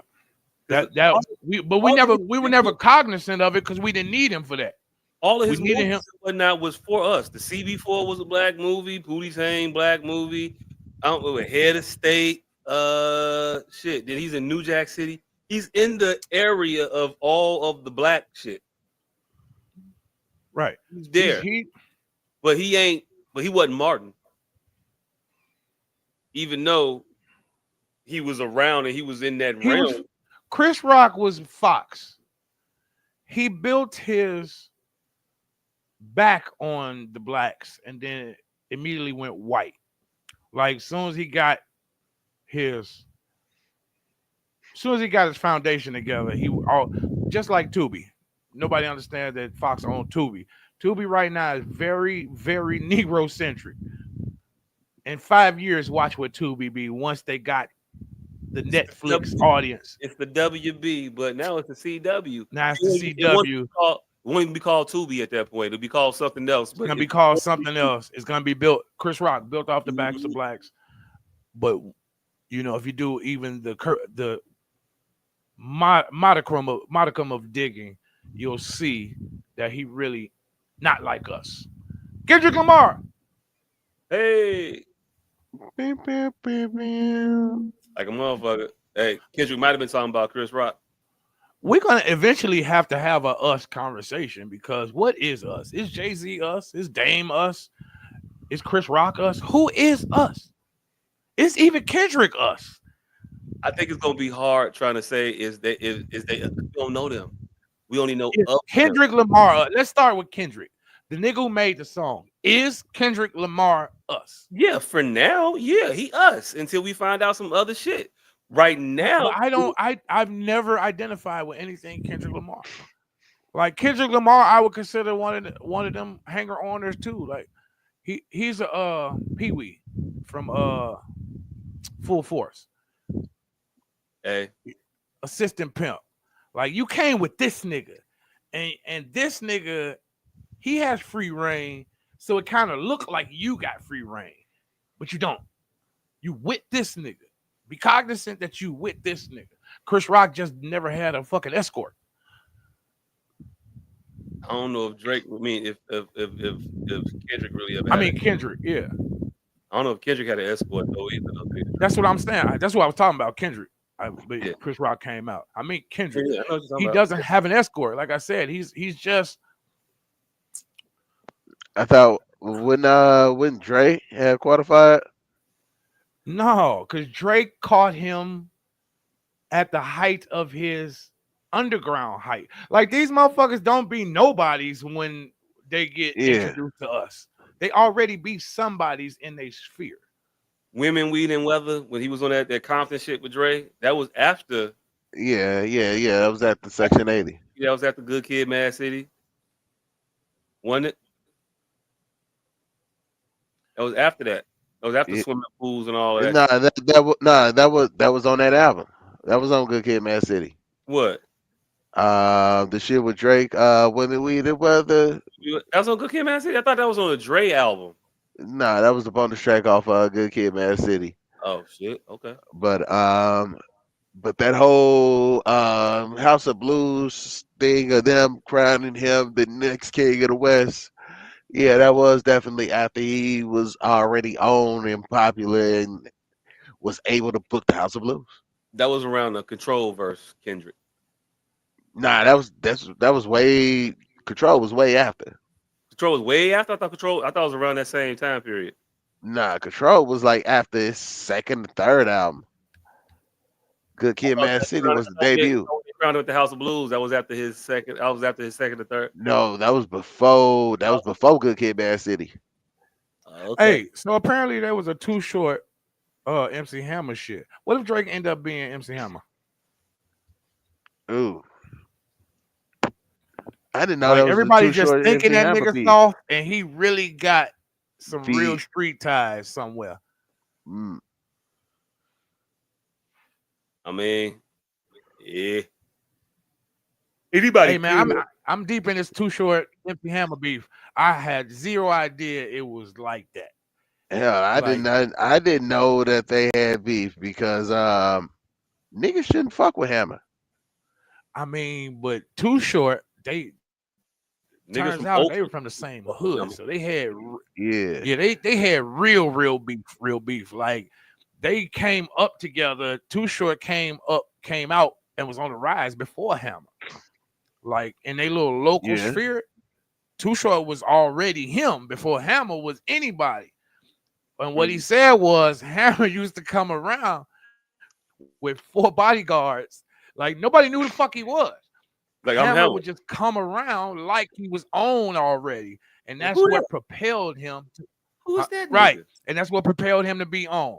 And he was like, "That's why the fuck we kind of hate the nigga because he just would show up to our parties and we popping, and nobody knew who the fuck he was. And he got 4 bodyguards and all this flashy shit, and he was known as a dancer around Oakland. Like he would just show up to a party with 4 bodyguards and a nigga dressed like him, and then they would just bust out in syncopated moves. But yeah, so what if Drake end up being Hammer, like just misrepresented, underrepresented, and really a fourth? Here's the difference, though. Hammer never tried to display his street ties to the masses. He did. He did? When he went gangster.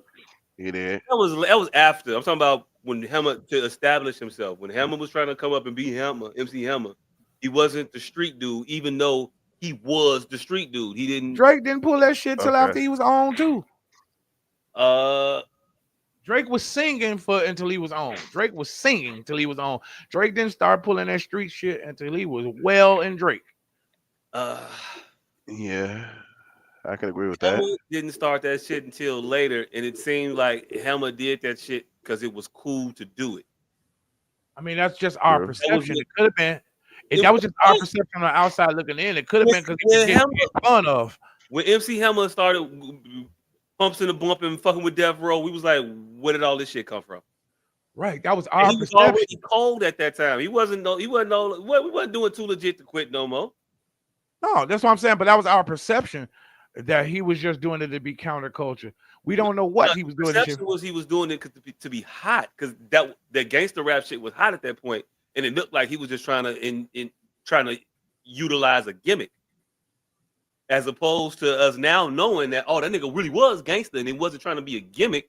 He was just letting his authentic self show through at that point. But it was because it was after his fall off that it looked weird. Drake didn't embrace this gangster shit during a fall off to reinvent himself as a new character. It looked like I got the money and now I want to be a gangster. That's what it looked like with Drake. That's why nobody really believes. But I don't recall it being that with Hammer. With Hammer, it was always touted that he was trying to distance himself. Even back then, he was trying to distance himself from that song. Not that he was riding the gangster wave.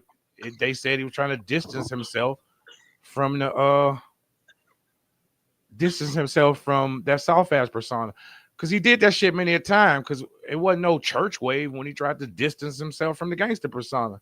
So just like Drake trying to distance himself from that soft ass persona, Hammer tried to distance himself from that soft ass persona. Yeah, but so even though Hammer had fell off when he did his, I think they were based in the same thought process. I agree, Hammer fell off, but I didn't hear that it was because of the fall off that he adopted the gangster persona. I saw it because he was trying to distance himself from the dancing soft nigga.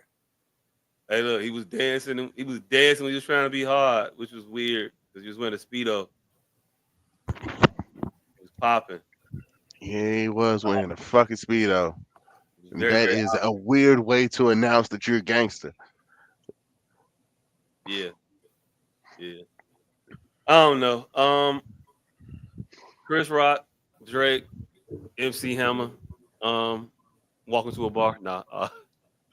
Hey, but on some real shit, I actually had forgot about the whole Will Smith shit until we just talked about it. And when we talked about Chris Rock earlier, I didn't instantly recall that Will Smith thing. Have y'all been listening to these Will Smith songs I've been sending y'all? Songs, but I've been listening to Will Smith shit. It's actually kind of decent. Yeah, it's kind of disappointing to acknowledge, but Will Smith is spitting. Hey, Will Smith. Oh my goodness. Yeah. I swear I play Big O for everybody. Pause. And everybody like, Big yeah, O. right. That's crazy, but I don't think he's still doing that shit though. Oh, that shit was kind of old. But the old rappers, have y'all noticed like the resurgence of the old rapper though? Yeah, like Will Smith is coming back. LL is back. Yeah, Snoop is back, and they rapping, and it's actually good. The LL was not good. I hate that Missionary. I like the LL shit. That Missionary is horrible. Oh, I love the Missionary shit. That shit cold to me. I like that video they put out. I like the video. I like the video a lot more than I like the album. The album is cool. The video is and here's where I'm too smart for my own good. I didn't even pick up the correlation between Doggy Style and Missionary. I didn't either. Honestly, until just now. It's just being too smart, right? Like that shit's so simple, you would have never thought of that shit. Nah, I just thought it was that. I just thought it was the album name. I just thought it was the album name too, until I thought about it. Yeah, I mean, it's a big ass condom on the album art. Hey, I've never seen the album art. He could have said Missionary after Doggy Style, and I still wouldn't have got it 2 days later. It had to sneak up on me like it snuck up on me. There's a snake in the bitch. But nah, I just think all the old rappers is rapping now. I don't know what to tell you. I feel happy that I can listen to some music that it seems age appropriate, but also contemporary at the same time. I feel like this is what my father must have felt like when Ron Osley came back out with R. Kelly. But before R. Kelly came out as R. Kelly. Man, how the fuck did R. Kelly convince that nigga to keep letting them take bitches from him? Did it had to be one phone call like they had to know all 7 of them videos was coming out at once. Cause he couldn't have kept calling them every couple of years. Hey, man, I'm gonna take another bitch from you, dog. Hey, yo, Ron, I got an idea for your comeback. Right. You have a whole cuckold arc, but it's gonna be dope. I'm gonna fuck your I'm gonna fuck your niece, your wife, your girlfriend, and then we'll go from there. See, Right. So And then we'll figure out how to end it from there. hey, well, Ron Isley been getting cheated on since the 70s in his music. I ain't gonna hold you. Footsteps in the Dark. Mm. Man, come so on. you think he called them all at once then? Yeah, I think it was a whole. It was a story You arc. can't call a nigga every year about that shit, right?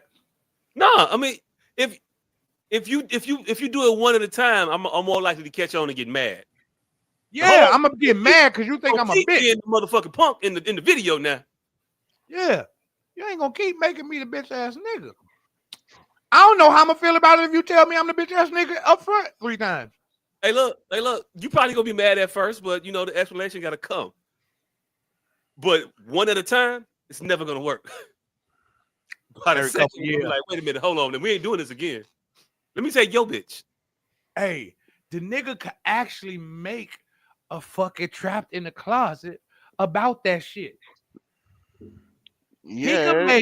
He could make a song about every time he called Ryan Isley to take a picture from him. I would definitely listen to those 4 songs. Hey, whole time, do you think he didn't call Ron Isley to be in one of them Trapped in the Closet? And Ron was like, yo, look, hey, yo, Kelly. Hell no, nigga. I'm doing no more, Kelly. It's just too much. It's just too much now. It's just too much now, Robert. Come on now, Robert. Come on, Robert. Yeah. But he moved to Miami and changed his name to Roberto. This had to be what my father felt like when his the musical stars from his teenage years. When Teddy Pendergrass went solo, started coming back around when he was in his 40s, the late 30s or whatever you want to call it. I'm in my 40s though, but yeah, like when they started doing that shit, I'm sure he was like, yeah, I can listen to the radio again now and be all right. Hey, I remember how he felt when Quincy dropped Juke Jam. Hey, but here's the thing though. Here's the thing though. If you listen to them behind the musics, they transitions wasn't this smooth. Like they would always come out and try the new style at the time and flop it. And then they would like, if you look at those behind the musics, what we know of our parents' artists and what our parents know of them fucking artists is 2 completely different people. Oh, it took the Barge, not Chico, the other one, L. It took L a couple times to come back out and catch one. Right. I'm talking about David Ruffin. I'm talking about Anita Baker. I'm talking about Shaka Khan. I'm talking about these motherfuckers had hits in the 70s. And then they tried to reemerge in the 80s and didn't do so well and had to re-release in the 90s. Yeah, like all right. So I did think about this like last week. Like Stevie Wonder might fit into this category. Yeah. Stevie got a lot more misses than hits. I mean, I would say a lot more, but he has a significant number of misses. Hey, look, y'all crucify me when I talk about Songs in the Key of Life. But Songs in the Key of Life is not one. Could have been a single album, fam. You don't need 2 discs for this shit. Songs in the Key of Life is not one, but there is there's a lot of questionable steps in the 80s. Like they weren't all very superstitious. There's a whole time of Little Stevie that we don't give no acknowledgement to. Yeah, that little Stevie. There was a whole time of Little Stevie. We only know Stevie Wonder because of Little Stevie. And speaking of Little Stevie, you know, I'm gonna think of some avant-garde shit to say about Frankie Lyman because we just forget about that nigga. The first black white man to cross over? No, more than that. Frankie Lyman was like Chris Brown though. Not just the crossover. Once he crossed over, he still was it. He was that. Doing cocaine, beating up bitches. He was that though. And you know what made me realize this is that we don't never get no credence to the biopic. Why the Fools Fall in Love. Like when we talk Nah. about all Jamie, all the Rays and Ali's and shit. Ali's and shit, we Malcolm don't X. never mention Why the Fools Fall in Love. And I think that's because of fucking Lorenz Tate. Lorenz Tate is a nigga you love to hate. Yeah. He's a nigga that we ain't never gonna get no credence to, even though we don't have anything outwardly bad to say do about. we hate him or do we just? He just falls in the category of he just falls through. He just falls through. No, you know who? Lorenz Tate is who Chris Rock should have been. Ooh. Like a motherfucker that's dope as hell at his craft, but for some reason we just don't like you, nigga. Is it we don't like Lorenz Tate though, or just he don't sit well with him or his brother. Him and his brother got that look like What the fuck I is his just brother? don't like you, nigga. I'm gonna figure out why. I'm gonna find a reason later. He looked like the fake version of him. I feel like you I'm seeing his now. brother in a lot of shit. I just can't point out shit. Look, his brother was in Fresh Prince when he said, "I'm glad somebody still is." When Nigga, Carson his was a brother virgin, was in everything. His brother was in Barber Shop. His brother was in Don't Yeah, Be he a was in Minister Barber Shop, South yeah. Central where I drinking your juice in the hood. Yeah, he was the father in that. Hell yeah. But Yeah. yeah, him and his brother got that nigga. Him, his brother, and Ricky Smiley. Them three motherfuckers where it's like, nigga, I don't have no reason not to like you, but I don't like you, nigga. Well, we know why we don't like Ricky Smiley. We figured it out, but Lorenz Tate and them is them niggas that we Still never don't figured know. out why we don't Still like don't you. know We just rhyming don't like you. His names. But yeah, Chris Rock should have been that. He should have been Lorenz Tate. We often don't think about Why the Fools Fall in Love or Frankie Lyman. I think it's because Frankie Lyman wasn't a big enough star for us that the biopic didn't really resonate at the time. But the biopic did resonate at the time. It didn't nigga. though. Yes, the fuck it did. It had Holly Berry before she was Holly Berry. It had no, it didn't. All of these people were the height of who they were. Vivica Fox, Holly Berry, Layla Michonne. No, they weren't, nigga. This was like Holly Berry, like Strictly Business Holly Berry. This was after. This was after? This was after Strictly Business. This was after fucking Men in Black or whatever Vivica Fox was in. This was after Men in Black? Are you sure? After Independence Day. This was after all of that. Yeah. This was after This was 1998, my boy. This was after all of that shit. These people were at the height of heights. Yeah. This movie at the time was touted as one of the illest movies ever. And then it just I saw it faded one time. into obscurity. I saw it once. That was it. That's why I'm asking. Why? Yeah, why did this shit just fade? I got into no good obscurity? answer for you. I got no good answer for you. I'm telling you, it's Lorenz Tate, and like it's Lorenz Tate. It's because we don't want to like this nigga for some odd ass reason. Hey, look. You know why we don't want to like this nigga? Because he probably had some. Hey, look, we just jealous of this nigga. Is it? I'm jealous of this nigga right now. Look at the fucking cover. Because he had these bitches when they were the pinnacle of who they were, all three of them. Yeah, and then I'm thinking about the Inkwell and shit. The Inkwell. Love Jones. Dead Presidents. Dead Jones. Presidents. You already know I like the girl from Dead Presidents. Yeah. She on my list. But that's what I'm saying. This motherfucker, this movie here, Why Do Fools Fall in Love, when it came out, like I said, it had its buzz. It had everybody was in it, but it just faded into obscurity. Hey, I'm gonna watch this movie again. I don't know. I just saw some shit on Frankie Lyman the other day where all the white girls were screaming when before he came out. When it was this was Ray before Ray. This was every bit of Ray, drug use, bitches. Yeah, this is before Ray, but he was coming out. Frankie Lyman, the actual singer. No, what I'm saying is everything we liked about Ray, this had in spades. Finish the story about Frankie Lyman. Yeah. All right, my bad. So he was out there, like the curtain was coming up or some shit, and he got revealed to this all-white audience. All these girls was in there screaming their heads off because they loved Frankie Lyman because they had never seen him though. And then they saw him, and you saw their faces drop, like, "Oh shit, it's a nigga! It's a nigga!" And they all just like looked like heartbroken. And I was like, "Yeah, Frankie, go ahead, do that shit." It's me, Nadio. Yeah. But yeah, now I gotta watch this show just to give Frankie some shine.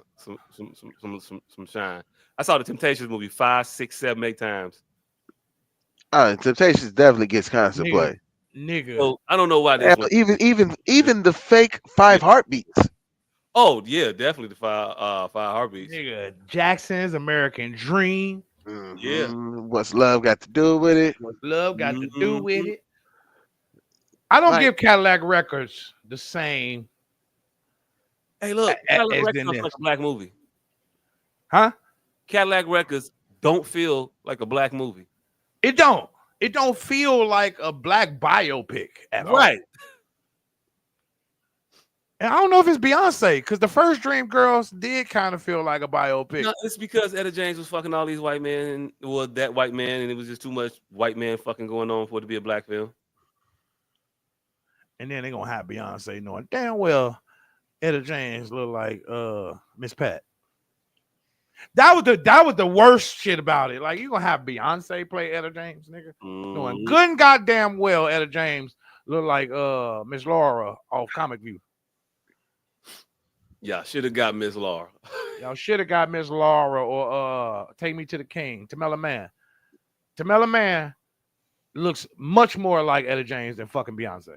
She do, but here's the sad part: nobody will ever say Pamela Mann should play me in the biopic. Nobody. What's her name, Will? Who? Ooh, ooh.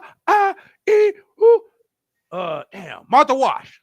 Martha Wash will say, I mean, she'll be happy to get one. What? She'll be happy to get one. But Aretha rejected everybody that looked like Aretha. Give me Halle Berry. Hey, I mean, here's the thing, though, right? Aretha look like Aretha now, but Aretha back then, Halle Berry probably could have snuck it off. No.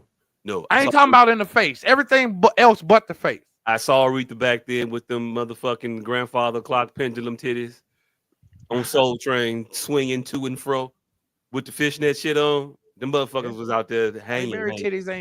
Halle Berry titties ain't the greatest. Huh? Nah, the motherfuckers was sitting nice and up top. Huh? What? And that attention on the swordfish. Yeah, them the only titties we got to make a reference of. Fam, them top 5 titties all time. I wouldn't say top 5 titties of all time. Top 5 titties of all time. Nigga, I know 5 titties in real life that's better than those.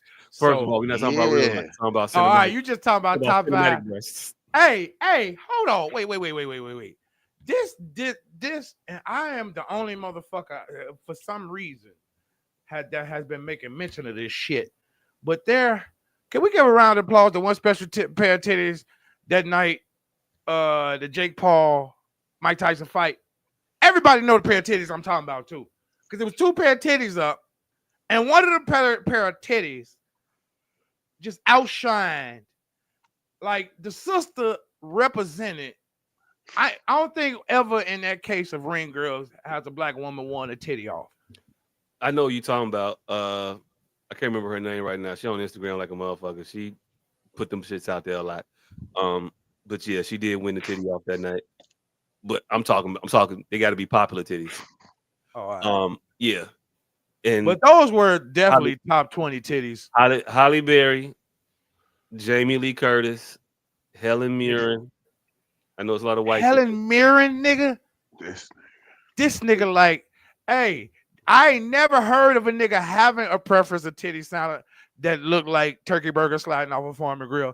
But first of all, no, not nigga. Helen Mirren titties don't look like none of that. She has iconic breasts. This nigga like nursing titties. He like working titties. He likes titties that have been through it. and old girl that played Cleopatra Jones. Damn girl. Jones. TNT Dynamite. All right, that's your top 5 TV titties. Top 5 TV titties. I only got 4 of them, but I don't know who's to be. Yeah. Say the truth. And Jada Pinkett didn't make it in. And she had perky titties of the same sort. No, Jada Pinkett didn't make it. My bad. And what's her name? The little Mexican bitch from White Man Can't Jump. Her Oh, titties. Rosie Oh, Perez. yeah. Yes, Rosie Perez is my number one pick. Honorable mention on that. I mean, Hell, maybe in Those are all better than the Fuck titties that they're in the fuck same outta category here. of teacup of titties, but they're perky. The two that I named were perky. The ones you named are saggy titties.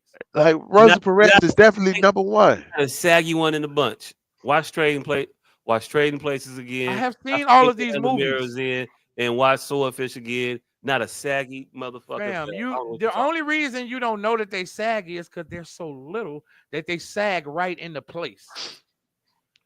about. Okay, you say so. He like All right, working titties. He likes titties that been nursed. all right. So let me. All right, so my top five. Rosie Perez definitely number one. You either pick Do the Right Thing or White Men Can't Jump. Either way, it's high quality titty. Uh, let's see, number two. I'm gonna go with a little one. I'm gonna get my Apollonia on. Purple Rain. Number three is a classic, definitely because it was my first TV titty. The chick from Weird Science. Okay. Kelly Brock. Yeah. I It's, should know that white lady name. That's how much them titties meant to me. hey, number four, another classic, the Trip Titty from the original Total Recall. You got alien titties in that You video? got a Yes. fake track. It better be one of them real titties and not the middle fake titty. No, hey, they made a great trio. Like the two on the outside definitely represented. Those were the real titties. Yes, the real titties did the thing. They They led the did the way for heavy the fake lifting. titty.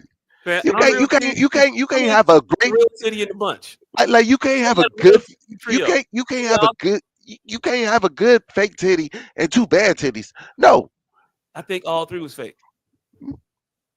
I mean, literally yes, but based on this conversation, it was two implants and a complete fake titty. No, So I we have to think be all specific. three of them were completely fake.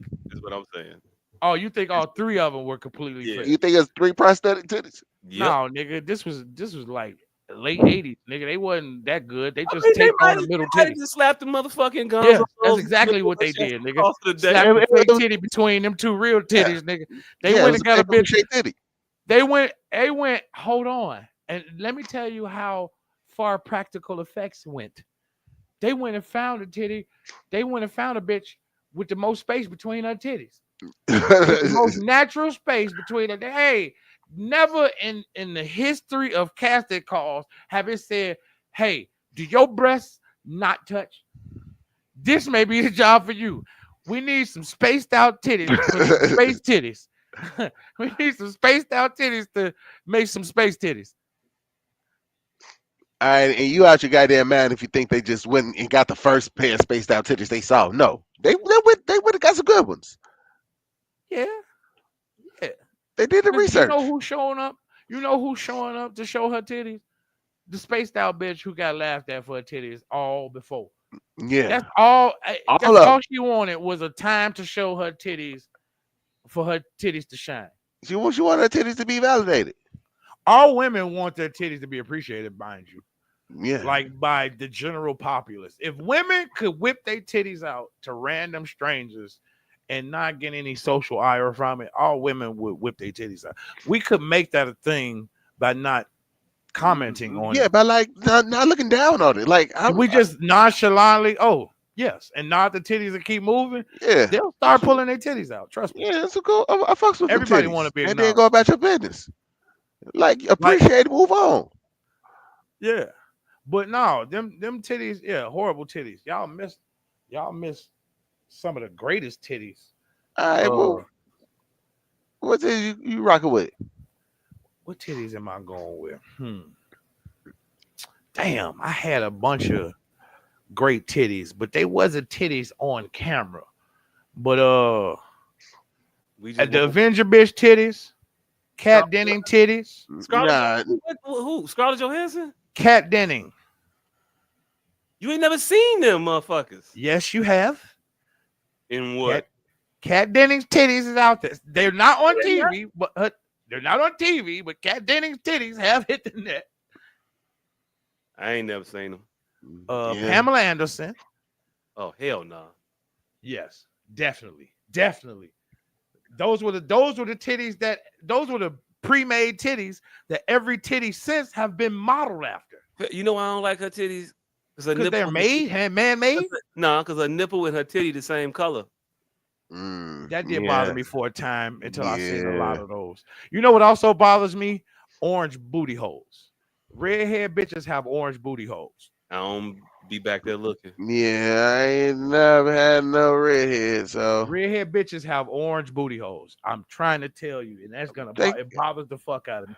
thank you working for it. No, you know what? Another thing that bothers the fuck out of me. I wish you would focus and get your 5 out. No, hold on. I gotta say this. When them yellow bitches, when them eggshell light skinned bitches, pussies be dark, but it don't be dark brown. It be like a darker yellow. Oh, that bothers the fuck out of me. But yeah, you got Pam Anderson titties, Kat Denning, who else? I had these titties off the top of my head, and now I'm drawing. You know, I'm having performance anxiety. Hold on. Goddamn it. I only got 4. Let me get my 5th. Oh, yeah. So I can go back down my. My number 5 is Rosario Dawson. You ain't From. her Nah, titties. I don't like yes. how I saw her titties. Yes. I don't like how I saw her titties. She had a full on new team. Yeah. And what? And kids, nigga. She got raped in Kids.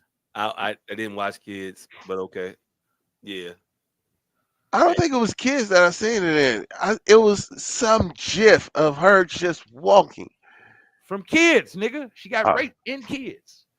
It's me, Casper. It's shh. It's me. He raped the shit out that bitch. It's me, Casper. But Kat Denning titties, Pam Anderson titties. Damn, I just had them in my head again. Lost the titties. Oh, Cash Doll titties.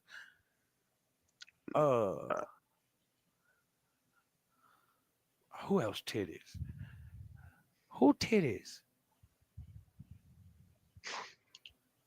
Damn, that's 3. I'm drawing a blank. Yeah, I'm gonna add Pam Anderson in there just because I'm drawing a blank right now. So you said Road to Perez don't make your top 5?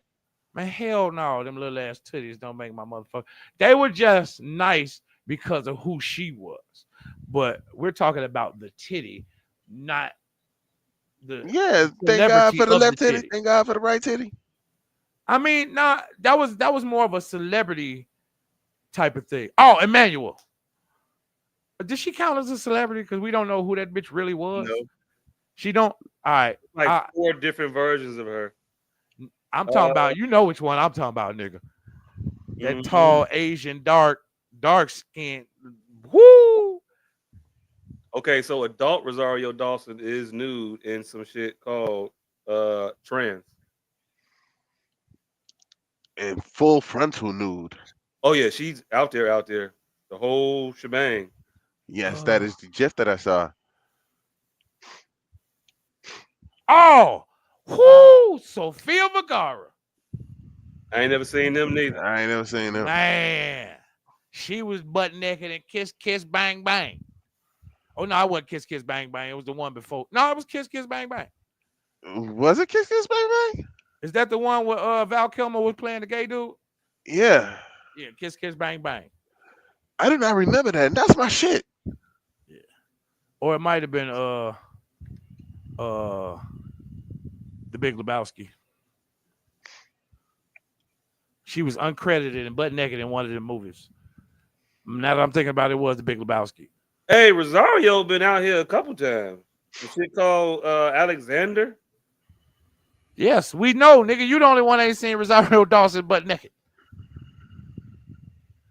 But yeah, that's my 5 right there. Pam Anderson, Pam Grill, Kat Denning. Oh shit, he got game. Cash Doll. And who was the fifth?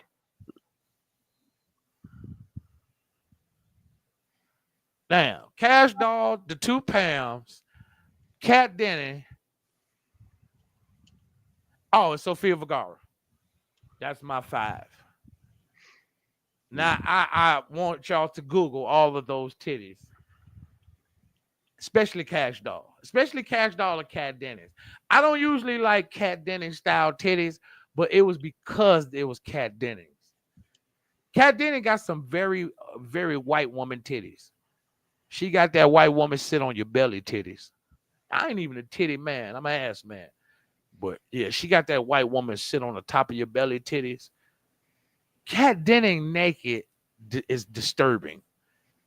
It lets you know exactly how normal Hollywood really is. I don't know. I don't see the Cat Denny joint. What? She done had the internet scrub? Big floppy titties. Mm-hmm. You talking about if it was a leak, it ain't gonna be on here. Nigga, all you got to do is hit Google Cat Denning titties and then hit images. That's how these leaks work. They're not well kept secrets at all. Yeah, but when I do that and I look at the images, most of these just look fake. You must got a child block on your goddamn. No, I don't. But they just look fake. Let me tell you. You said they look fake? Yes, the pictures look photoshopped. Oh no, they call her on the video. Her shit is screenshots of a video. She was fucking some more shit.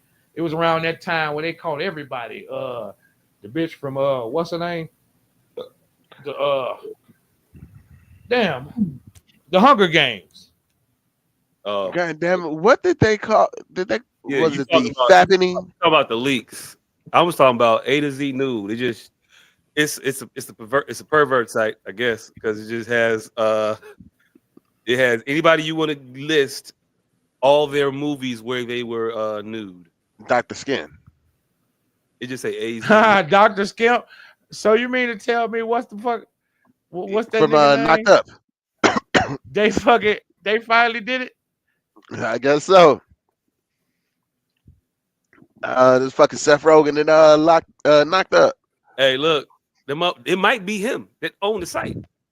That's a good idea. You know what? I'm doing that shit. And just did it. I don't know when these motherfuckers was made. Mm. Yeah, I don't know. I don't know how we got on this tit conversation, but I know it's titties because I'm drooling. You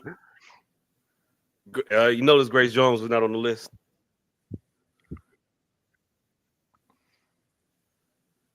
Nobody gives a shit about Grace Jones. I don't know what else we want to talk about. Hey, I guess we should talk about this shit. We could. Remy Ma, Papoose, Clarissa Shields. Oh yeah. Y'all heard the stories? Yeah. Yeah, I mean it is what it is. I really ain't got much on that. I've been seeing anything that's been going on. Papoose got his new chick, and his new chick is stressing out his old chick. All right. So to give a quick summary for the people who are not aware, Remy Ma, Papoose, they were married for a pretty significant amount of time. It's Black Love. Black Love. He was famous for being with her, holding her down while she did 7 summers in jail. 6 summers, 7 summers, however long she was in that motherfucker. She was locked up for a while. So she was locked up for a while. He held her down. She got out.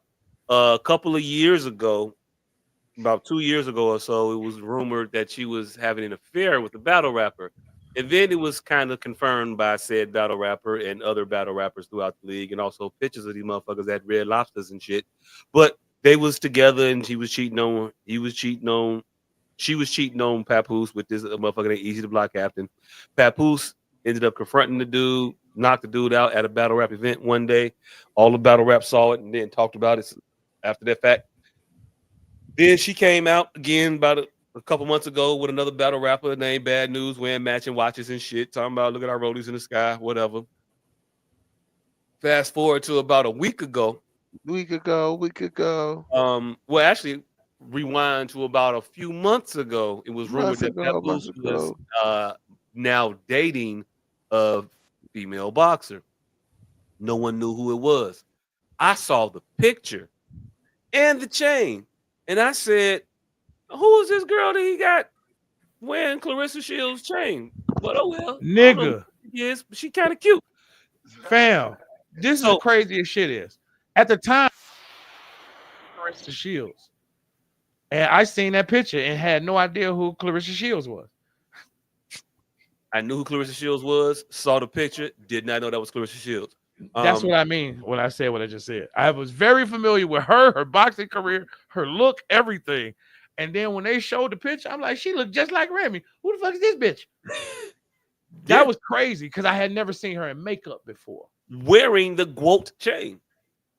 I was like, she must be in Clarissa Shields' camp or some shit. One of her up and coming boxers or whatever. I ain't know. This picture right there that you're showing, yes. Yes, that picture right there. I had never seen Clarissa Shields made up ever. Never seen her look like that in my life. Never seen her look like a girl ever. Ever. Even when she was trying to look like a girl, I never saw her look like that. Didn't even pay attention. The bitch was making a fist in this picture. That might have been a clue. I knew it was a boxer because they were saying Papoose was rumored to be dating a boxer, and this picture right here is a couple of months old. Oh, well, if I'd have heard that she was a boxer, then I would have knew it was Clarissa. I would have been like, Hey, oh, damn, that's Clarissa Shields. Hey, looked at the picture. I was trying to figure out who this new boxer he messing with. I didn't know who it was. I was like, she kind of cute though. Okay, whatever. In the picture, she looks a lot smaller than him too, so that might have something to do. I don't know. Anyway, fast forward to about a week ago. Remy was at the house. Papoose had apparently fallen asleep, and Remy was walking past, saw the phone, and heard like words and shit. So she picked the phone up. Hello, who this? Barbara. Anyway, Clarissa hung the phone up, and Remy went to the internet at about 3 o'clock in the morning, 4 o'clock in the morning, whatever the fuck it was, and said this dumbass motherfucker fell asleep with the phone while on the phone with his girlfriend. This bitch supposed to be a champion boxer. Got scared when she heard my voice and hung up, and then posted that shit. Then the internet went internetish. Clarissa responded, said, "Bitch, man, scared of you." Papoose responded and said, "Remy's a narcissist, making up fake messages and all kinds of shit." Anyway, they started exposing each other for the fuckery that they have been experiencing in private over this many year. She talked about him not being as solid as he purports himself to be. She tried to insinuate that he put hands on her. All kinds of shit, which I find it hard to believe that you would have a man put hands on you and let that shit slide. You shot a bitch. Right. And like literally one of your bars was they said that I shot a bitch over a bed, shot a friend over a bed. Imagine what I would do to a bitch I don't know. Some shit like that. It's that. But still, I would imagine the motherfucker put his hands on you. You're not gonna take that quietly. You're gonna have him fucked up or fuck him up yourself. One of the two. It would have been out though. I would think if he was on that type of time. Anyway, she went on, said all kinds of shit. She went through the whole playbook of the nigga ain't shit rules. She did everything but call the motherfucker gay. But that's probably coming up in a little bit if she feels the need to. But she went on the internet. She posted all that shit. She said that he was cheating on her, and y'all thought that he was good. She even told Clarissa that she ain't the only girl. He got another one. He got a Cali girl, and you ain't her. Just all kinds of shit. Clarissa said, "I don't give a fuck about none of that shit.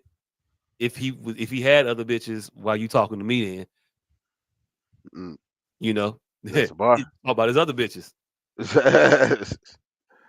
Apparently, Remy ain't the only one with bars. Anyway, if you want to come get this smoke, I'll be in New York at 7:30. Yeah, she set up a time for this shit and everything. New York motherfuckers, right? 7:30. You get it, bitch. Come on, let's go. And Remy was like, "I ain't see that message. My bad." She don't want no part of that drama. But yeah, this bitch just get on the internet hopping out trying to make the dude look like he's the bad guy in the situation when we all saw you cheating with with an inferior version of him. Like, it's just Right. I'll take that L. We all think of you as a clown now. Nothing you can do can erase the stench of circus from you at this point. And hey, look, all the way up didn't really work. So it's a wrap. It's a wrap. Your hit maker partner, he's resorted to podcasting and being a tattletale way before his Quincy Jones. Uh, like, I mean, this nigga's everywhere. Come on, fam. Everywhere, Fat Joe. You cannot be everywhere. And then you intricate in everywhere. All this, I was right there. I had told him, hey, first one back, I hit my hand. Stop it, Joe. Stop it. Anyway, so they all three on the internet talking shit. I'm waiting on the fight. Remy, nobody believes you. We all team Pap.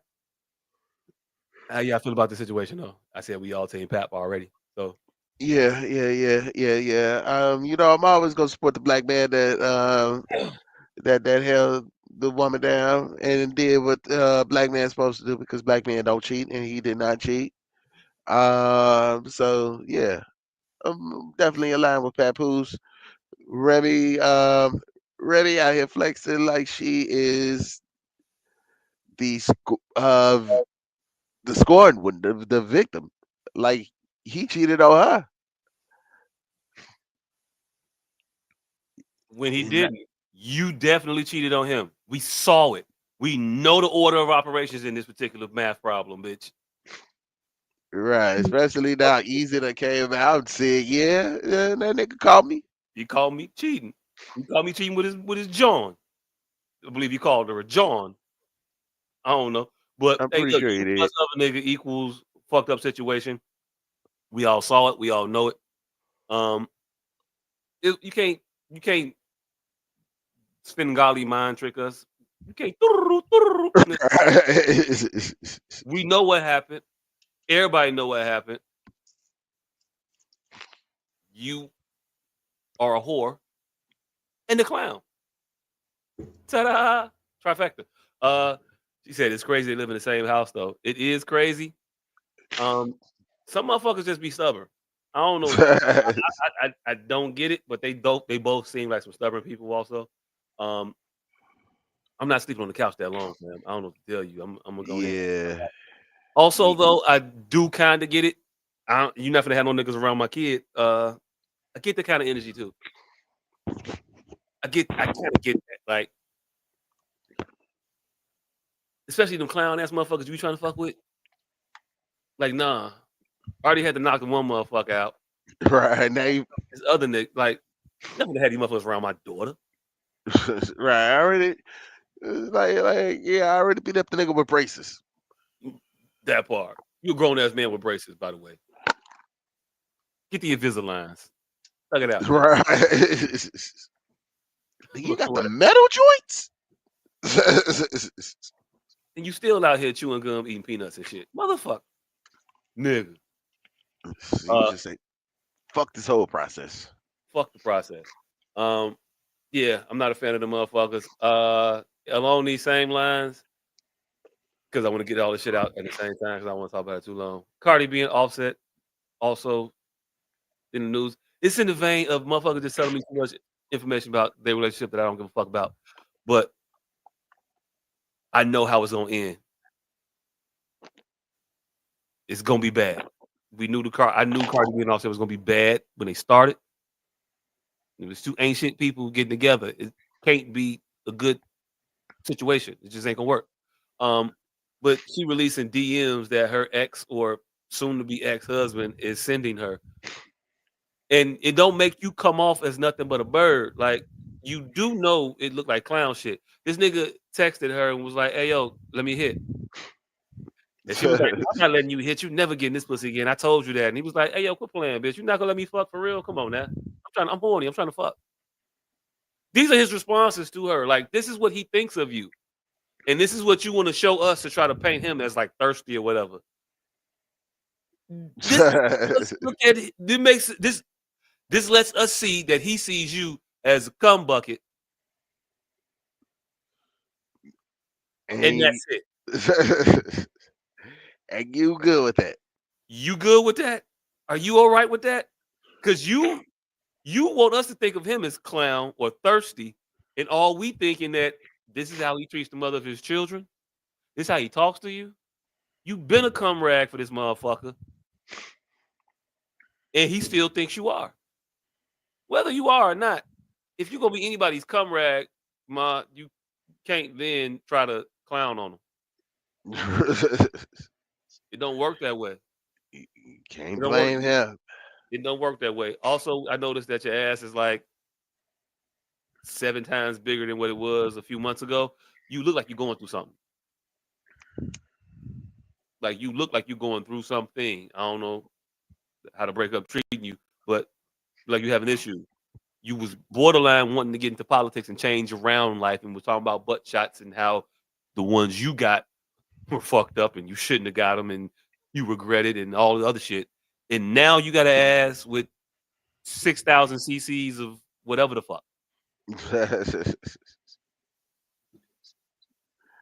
I mean, have you seen her lately? This bitch is walking around ridiculous looking.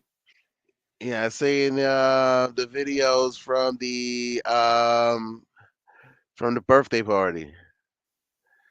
It was kind of crazy.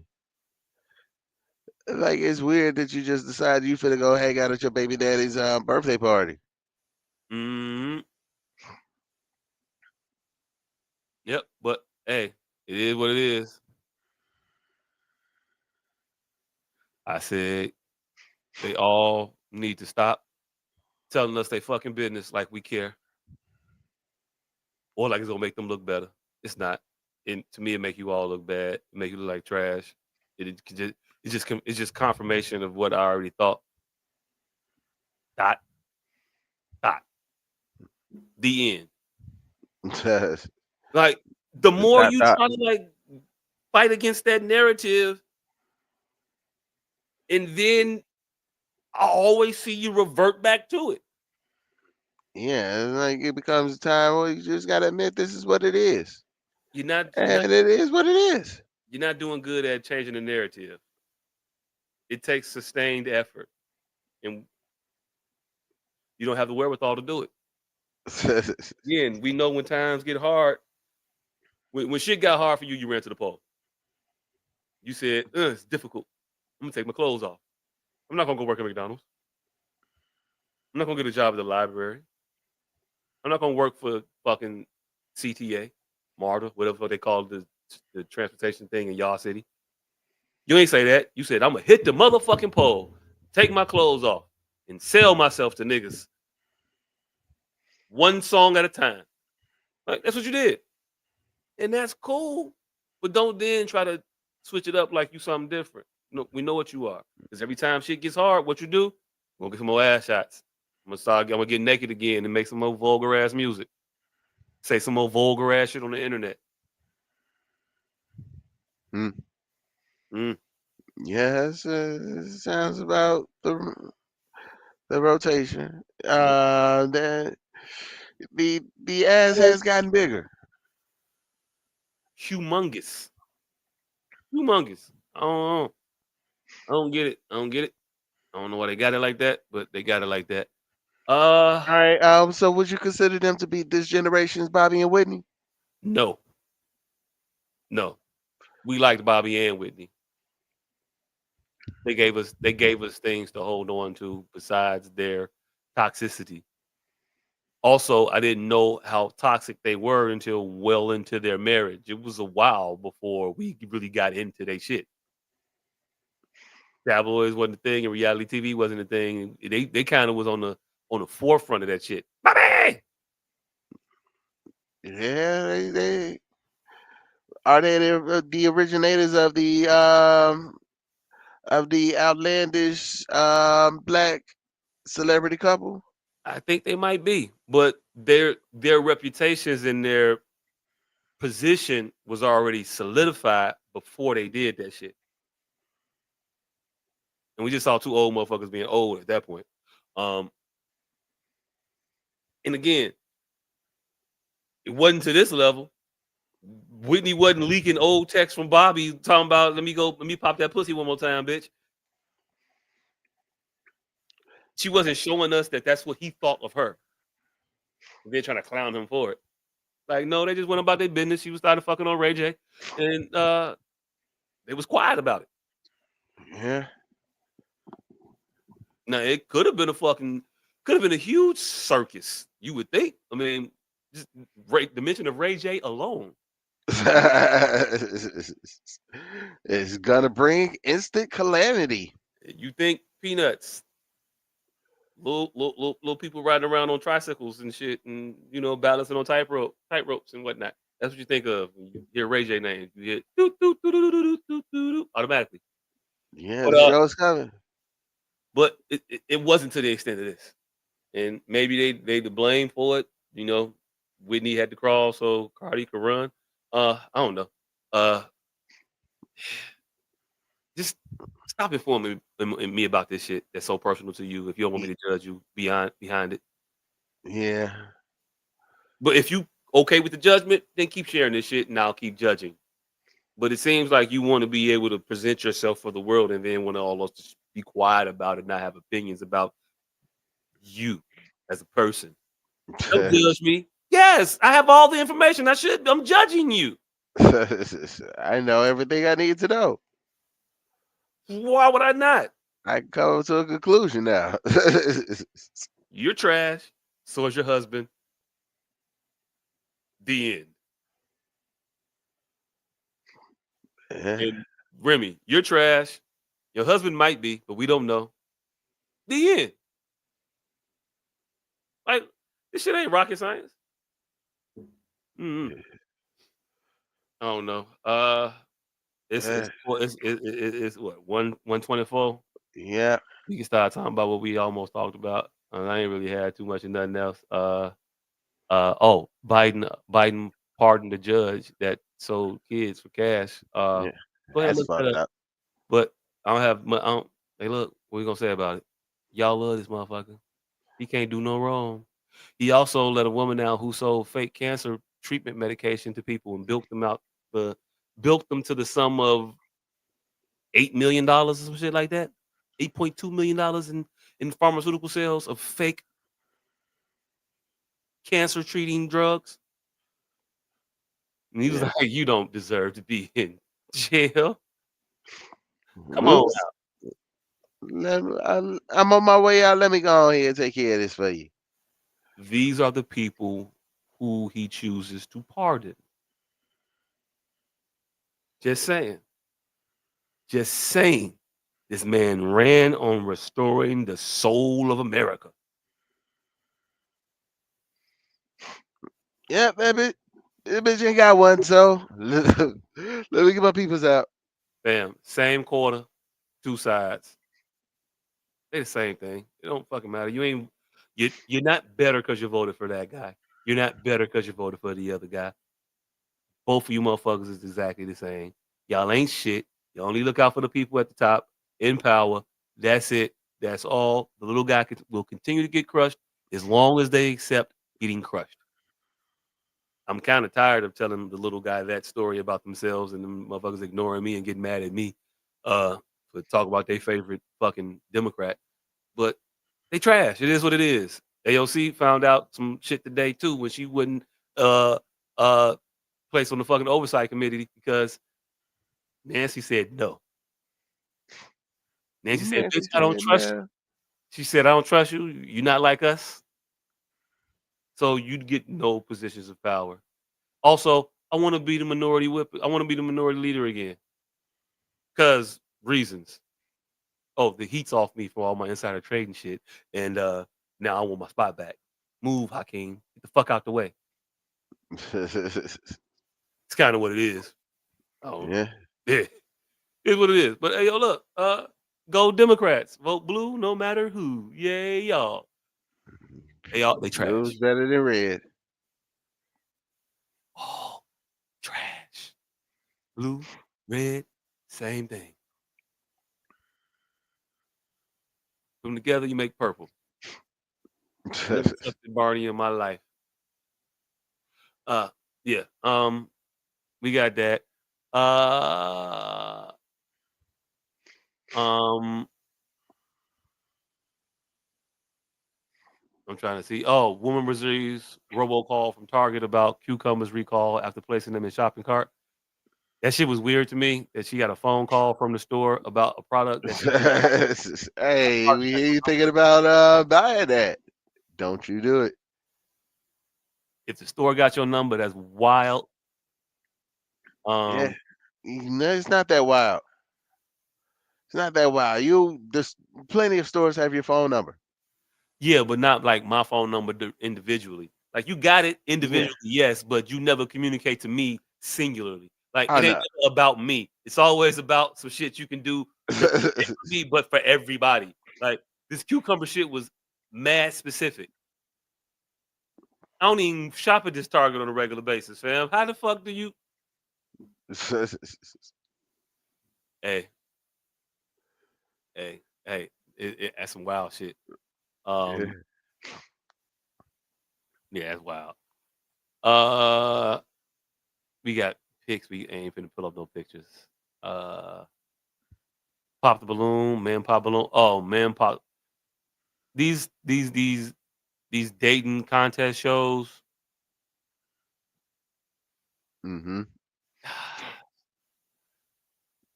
I know why. I know why so many women are single. I do. I do. I watched this show today. These women talked about a man that said, "I don't like guys who wear pants that cuff at the bottom." Oh wow. This one pair of pants this guy's wearing today precludes him from being able to run you. You gonna be single forever if if that's what you want. You're never gonna find anybody, and it's so many of them like that, and they all think they perfect, and they all wearing these fucking dresses from Charlotte Russe, and they all got these fucking fupas hanging out all over their fucking well, you know what it's hanging out over. You're looking sloppily, but you're supposed to be like a catch. You're not a catch. You're not a catch. You are out of shape, desperate, picky, snobbish woman. And it's weird that you could be desperate and snobbish and picky at the same time, but you are, which is why you're gonna be single forever. You got multiple baby daddies. Number one didn't want you, number two didn't want you, so you think number three is gonna want you too? The reason why those guys don't want you is because you're not keepable. Fuckable, but you're not keepable. Attitude is horrible. Your expectations are delirious. You want a motherfucker to be a seven-figure earner, but have all the time in the world and not cheat on you and accept you for being you? Look at you. If I am making $190,000 a year, you are not going to be the woman that I keep. The longer you tell yourself that lie, the longer you're going to be single. Because the 60, 70,000 dollar motherfucker that's around there that's 5'8", that drives the Chrysler, whatever model, why they gonna pigeonhole them? We got a Chrysler. That's your speed. That's your speed. That's your match. It's not the motherfucker with the AMG Mercedes that makes $195,000 a year that only wears the perfect Timberland under the perfect pair of fucking I don't even know the fucking jeans they Armani. What jeans they wear now? Amiri jeans. Yeah, but Mary Jeans. Yeah, that guy don't want you. He'll fuck you, but he don't want you. And if he's around and able to take trips with you all the fucking time, you going on vacation here, there, every. Guess what? He ain't got no job. So if he has all this money, he probably does something nefarious to get it, which means you're gonna be in precarious situation after precarious situation after precarious situation. Have a ball. Have a ball. Oh, you did. Oh, he left you with a baby. Oh, you gonna just rinse, wash, and repeat this whole goofy pussy? They goofy. It's stupid. On one show though, she had a. I don't know if this was a man or not. Their voice was deep as hell. Yeah. And hey, look, all the dudes, they popped. Like Immediately pop they they were, balloons. and they still, to the man, all tried to be nice to this bitch. Hey, niggas is not trying to get canceled from nothing. Hey, motherfuckers would toe the line. But the girls pop the balloons on a guy on a regular dude, and then will bust up laughing hysterically after they pop the balloon. And then have the nerve to get upset when she asks him, "Is she someone that be your type?" And he'd be like, "Nah, not really." It hasn't hurt to get offended. Now you mad. You were just laughing hysterically about this guy and rejected him first. But now that he says that you're also not someone that he would find himself attracted to, you got a problem? What's wrong with me, faces? It was a chick on there whose teeth were rotten, and this motherfucker said, it was just her smile. I ain't like her smile. He could have said her teeth is fucked up. He said, I ain't like your smile. And he moved on. She had an attitude with that shit. I could see from the blurry 1080p version on my phone that I'm half watching, your mouth is jacked up. And he could have called you a snaggletooth and you chewing rock. He could have said all kinds, but he didn't. But you still catch the attitude when he's trying to let you down gently. But you pop your balloon on him and laugh about it. You're gonna be single forever. He's gonna be single for fucking ever. Mom took daughter's birth certificate and stole daughter's life insurance policy her dad left her when he passed. Did you see that video?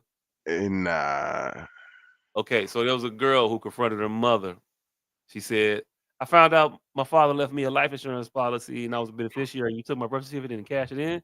And the mother was like, yeah, he never paid me child support, so that was my money. And the daughter was like, no, that was left to me. Your child support issue with him is separate than any money that he leaves to me. It doesn't just it don't automatically go to you. It's for me. You stole my money. And the mama said, no, I didn't. And she stood firm on that shit that she did not steal that girl's money. Damn. A lot of these mothers be fucking these daughters up, these children. And how old is the daughter? The daughter seems to be like an adult. I only heard the voice, but I would say in 30, 29, 28. Oh, she's old enough. definitely above the age of 18. Yes. Oh shit. Yeah. Mom's is wilding. Mama took the money, then rolled back over and said, bitch, fuck you. Like, I can see why motherfucking mothers and daughters be having these knockdown, drag out fights and shit. I get it. A lot of these mothers be assholes to their children and they act in a very, very entitled way. You think because you've been hurt that it entitles you to hurt people, and that is crazy. Yeah, but hurt people. But they don't get carte blanche to do it. Hurt the motherfucker that hurt you. Don't hurt me. Yeah. Yeah. Mm-hmm. Chicago City Council meeting went like a Chicago City Council meeting. They started cussing the mayor out. They had security clear the room. Sound about right. They passed a $17 billion budget. No property tax increase. Yay. Also, they took out a $40 million loan for some shit and then said that it was cost advantageous to do it. Like, they say stupid shit all the time, and then we supposed to be like, yeah, that sounds about right. Let's go ahead and do that. A $40 million loan is crazy. Without you being able to explain the rationale behind taking that loan and how we supposed to be better off for it. Pay it back up for 5 years. Interest, fam. We don't pay. So we're gonna be poorer later, but don't worry about it later because I'm here now. Like, that's what it is. Yeah, I city of Chicago taking out payday loans and shit. That's what we doing, shit. That's what the fuck we're doing. We already we hawked off all the shit we could hawk. Y'all done started selling weed. Now motherfuckers is like now motherfuckers selling weed. We got a dice game downtown. Like we're doing all of the shits. We doing fucking payday loan. Damn, this city is a joke. y'all definitely living above y'all means. We running this shit like a failing criminal organization. Hey, this next re-up gonna get y'all right though. We had principles, man. I ain't fucking with the dope, and I ain't fucking with the gambling. You know Hey, what? Man, let's get the dope in here. And you know what? Open the motherfucking gambling up. In the minute we finna get hoes too. yep, definitely. We finna have the fucking Ray's place. Hey, I mean, at this point, there ain't nothing left for the city of Chicago to do except for move to Atlanta. The entire city is just for the move to Atlanta. Fuck it. Fuck it up. But that's what the fuck we finna. That's what when they passed the ordinance that you can start to drink and watch people be naked at the same place. You gonna know Chicago was officially in the business of oldest in the world. That's how it start, man. That's how it start. I don't. I can't say. For the longest time, you couldn't get a drink and see a titty. Hold on, ain't no drinking in Chicago strip clubs. In Chicago, if the girls get naked, you can't. They don't serve you alcohol. Some of them you could BYOB,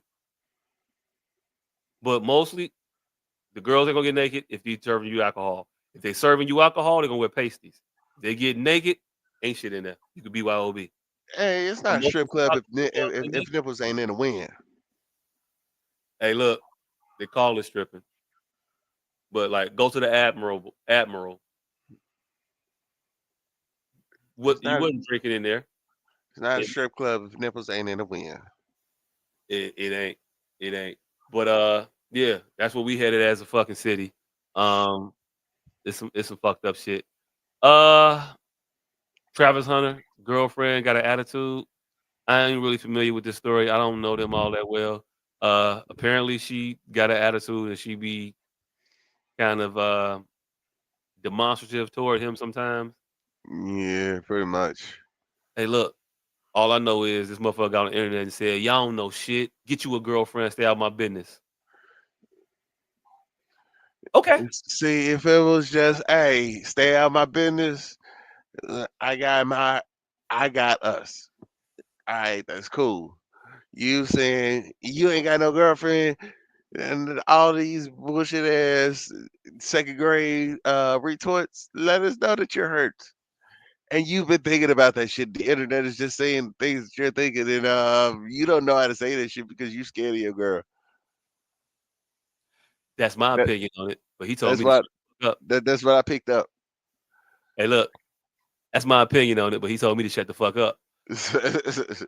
He told you to shut the fuck up. I'm trying to help you, but you know what? Never mind. You'll find out. You'll find out. Yeah, he gonna find out. All these motherfuckers will find out. Hey, look, these niggas are just stupid. Stupid. I saw a graphic. They was talking about all the young niggas in the NBA with all these old chicks. They saying it's the new way for the old chicks to get the new guys coming in. Like, Yeah. They preying on these dudes. What's the little brother? What's the little ball brother name? LaMelo. LaMelo got an old chick. Anthony Edwards got an old chick. What's old boy? Green. Jalen Green Got old chick. got an old hoe. Man, Joe. Yeah, they all hoes, but I was just calling them chicks to be less disrespectful. Fuck it. He got an old hoe. He got an old hoe. He got an old hoe. He got an old hoe. They all got these old hoes, and we try to warn these young men about getting with these old women that got these fat asses. She ain't the one, fam. I know the ass fat, but no, just ignore it. They say no. Fuck you, old head. You know what you're talking about. I'm the man. Okay. Okay. Ask Scotty about how that shit work out for him. You're right. She fucking one of his teammates' sons now. And So he knew, yeah, that old bitch that you bring into the game might be recruiting. and she wasn't even older than him. She and like she called him young and dumb. You Right. young and dumb. You're gonna be young and dumb. So be young and dumb, fam. Hey, look, it ain't my money. Make me no never mind. I just Yeah. know I just know that I probably stay away from you with everything. Yeah. You're gonna have a slump. And we're Hey, gonna but he gonna ball out that contract year. He gonna have to. You're gonna have to. You're gonna need it. All the child support and alimony that you're gonna have to pay, fam, is gonna be bad. Eh, Hey, look, just ask around. They'll tell you. Stay away. But you think that these motherfuckers is old and bitter. No, they old and been through it. Look at Joe Smith. He tried that shit. You wanna be Joe Smith? Oh, you don't know Joe Smith? He's a basketball player, highly touted, high draft pick, out the league. But before he got out the league, he picked up a chick that had a wayward past. Thought he can get past it and look over it. He out the league, had a little financial troubles. You know what this bitch did? Went and fucked a midget on the motherfucking slut bus, or whatever the fuck they call that shit. Bang bus. Bitch, Yeah. really? She went and started her OnlyFans behind this nigga back. 'Cause that's what it is. Yeah. Brothers, they finna get you. And look, you want them to get you, so get got. I don't care. Uh, Speaking of getting got, I saw an interesting thing that floated around. It was a little graphic. It was a theory about the piousness of Russell Wilson. Hmm. Everybody said that Russell Wilson rescued Sierra and saved her from a life of, waywardness with the likes of futures and other futures. Uh-huh. While he may have done that, they saying that now he is her biggest hater because every time she tries to make a comeback, they start getting some traction with a song here or there and a dance here or there or whatever. He's pregnant, Hey. and I don't know if they. I don't think they're wrong. Yeah. Hey, it's the best way to put to put a restraint on. It's like, yeah, you gonna be out the game for at least 10 months. Hey, look. What better way to act fake supportive of a career? Yeah. It'd be like, I support you wholeheartedly, but you sitting there poking holes in the condom. Hey, look. Hey, look. It's support like a motherfucker. He gonna take Yeah. care of you forever. He just gonna make sure that you can't do the thing that you love to do no more. You can dance around this house. You can dance on these Instagram pictures with me. That's about it, bitch. Hey, There'll you be try to no make more. sure There'll be you no try to comeback. make sure she don't relapse into it relapse to the streets. Because you gotta take the streets, to go on tour. Oh, he better not take it to an Usher concert. She gonna eat the cherry, fam. Oh, it's a wrap. She gonna eat the cherry, and you're gonna watch. It's gonna be bad. But yeah, I thought that was an interesting theory, and I thought they was spot on with that shit. I was like, he do be doing that shit. Hell no. Mm. Uh, yeah, that's about all we had to talk about. I think that was about it. Alright, so hey, well, thank y'all for tuning in. We do this shit every goddamn week. The nigga that you can't see, that nigga got urban containment units, personal protection gear, ashtrays, house phones, all that shit for the low. You don't even know though. 29, motherfucking 99. House phones gonna cost extra because the nigga gonna put a fucking moon in your house. Um, Make sure to check out Cam's new EP, Seven Sons, streaming on all major platforms, Apple Music, Spotify, all that shit. Make sure to get that shit, get in tune with that nigga. Make sure to check out his YouTube channel. We got backstories for all the songs on Seven Son. Little stories, let you know the creative process and how joints came to be. Definitely make sure to check out the album and then check out the why. Check out the what, check out the why. All on Cam's YouTube and and Spotify, Apple Music, Creative Artistic Mind. Shout out to Cam. Uh, hey, February is around the corner. Got a couple runs coming up.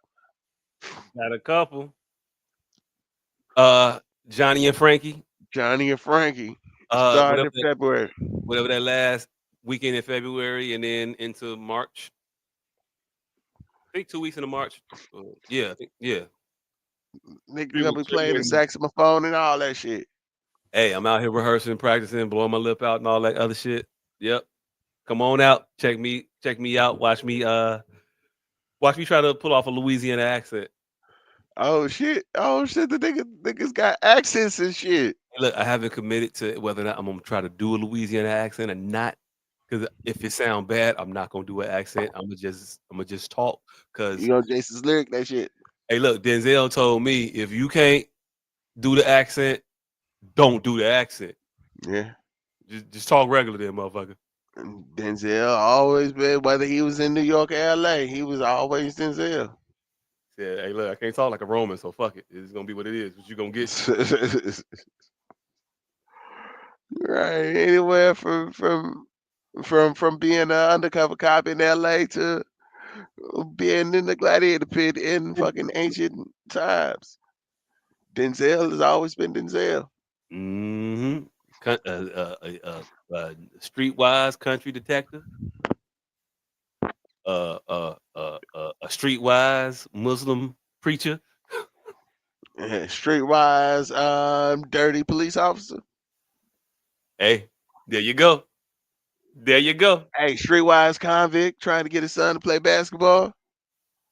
Streetwise convict that was boxing and told his woman, "Just leave me here." Hey, Right. he's streetwise and everything. He's Hey, a streetwise former CIA bodyguard. yeah, definitely, definitely. He's all that shit. So yeah, he said if you can't do the accent, don't do the accent. Don't just go around with a fucked up accent. It takes away from it. Just perform, there, motherfucker. So that's what I'm on. I'm working on it. We gonna see. I've been listening to Juvenile and all them motherfuckers.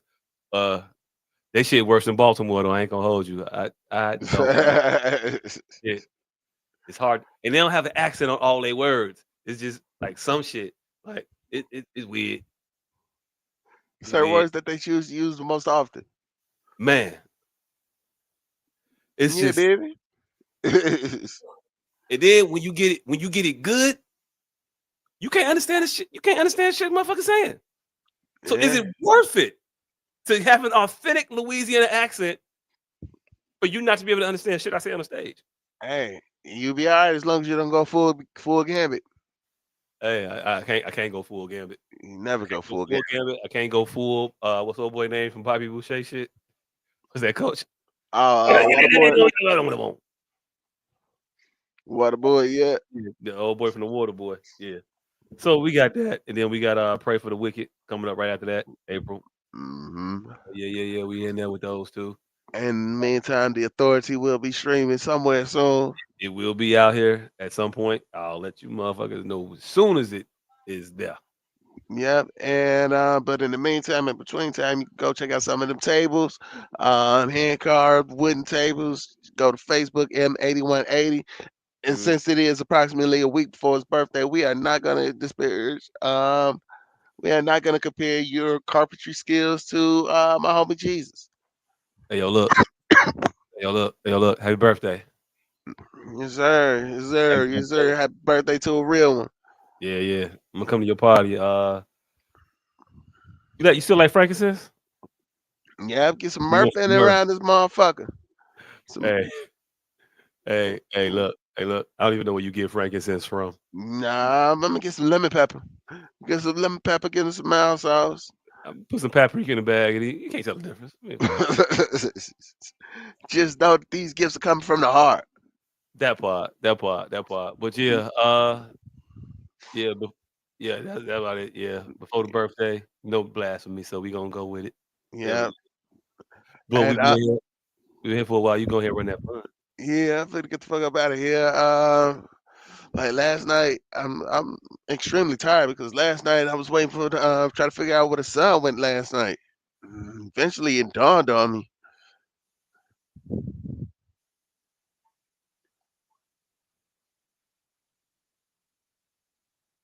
Can't find the sun at night, but eventually it dawned on me. Hey yo. That's kind of what the sun do. I ain't gonna hold. Oh Uh, shit! I guess it qualifies as a pun because Dawn and yeah. All right. Fuck it, you did it. There it is. He got it off. Hey, look. That's the fun. We've I'm been here talking to the 2 night hours, quill. 29 minutes, 54 seconds. You've been rocking with us this long. Don't forget to like, subscribe, and share this motherfucker. We do SOS Podcast, and we are out.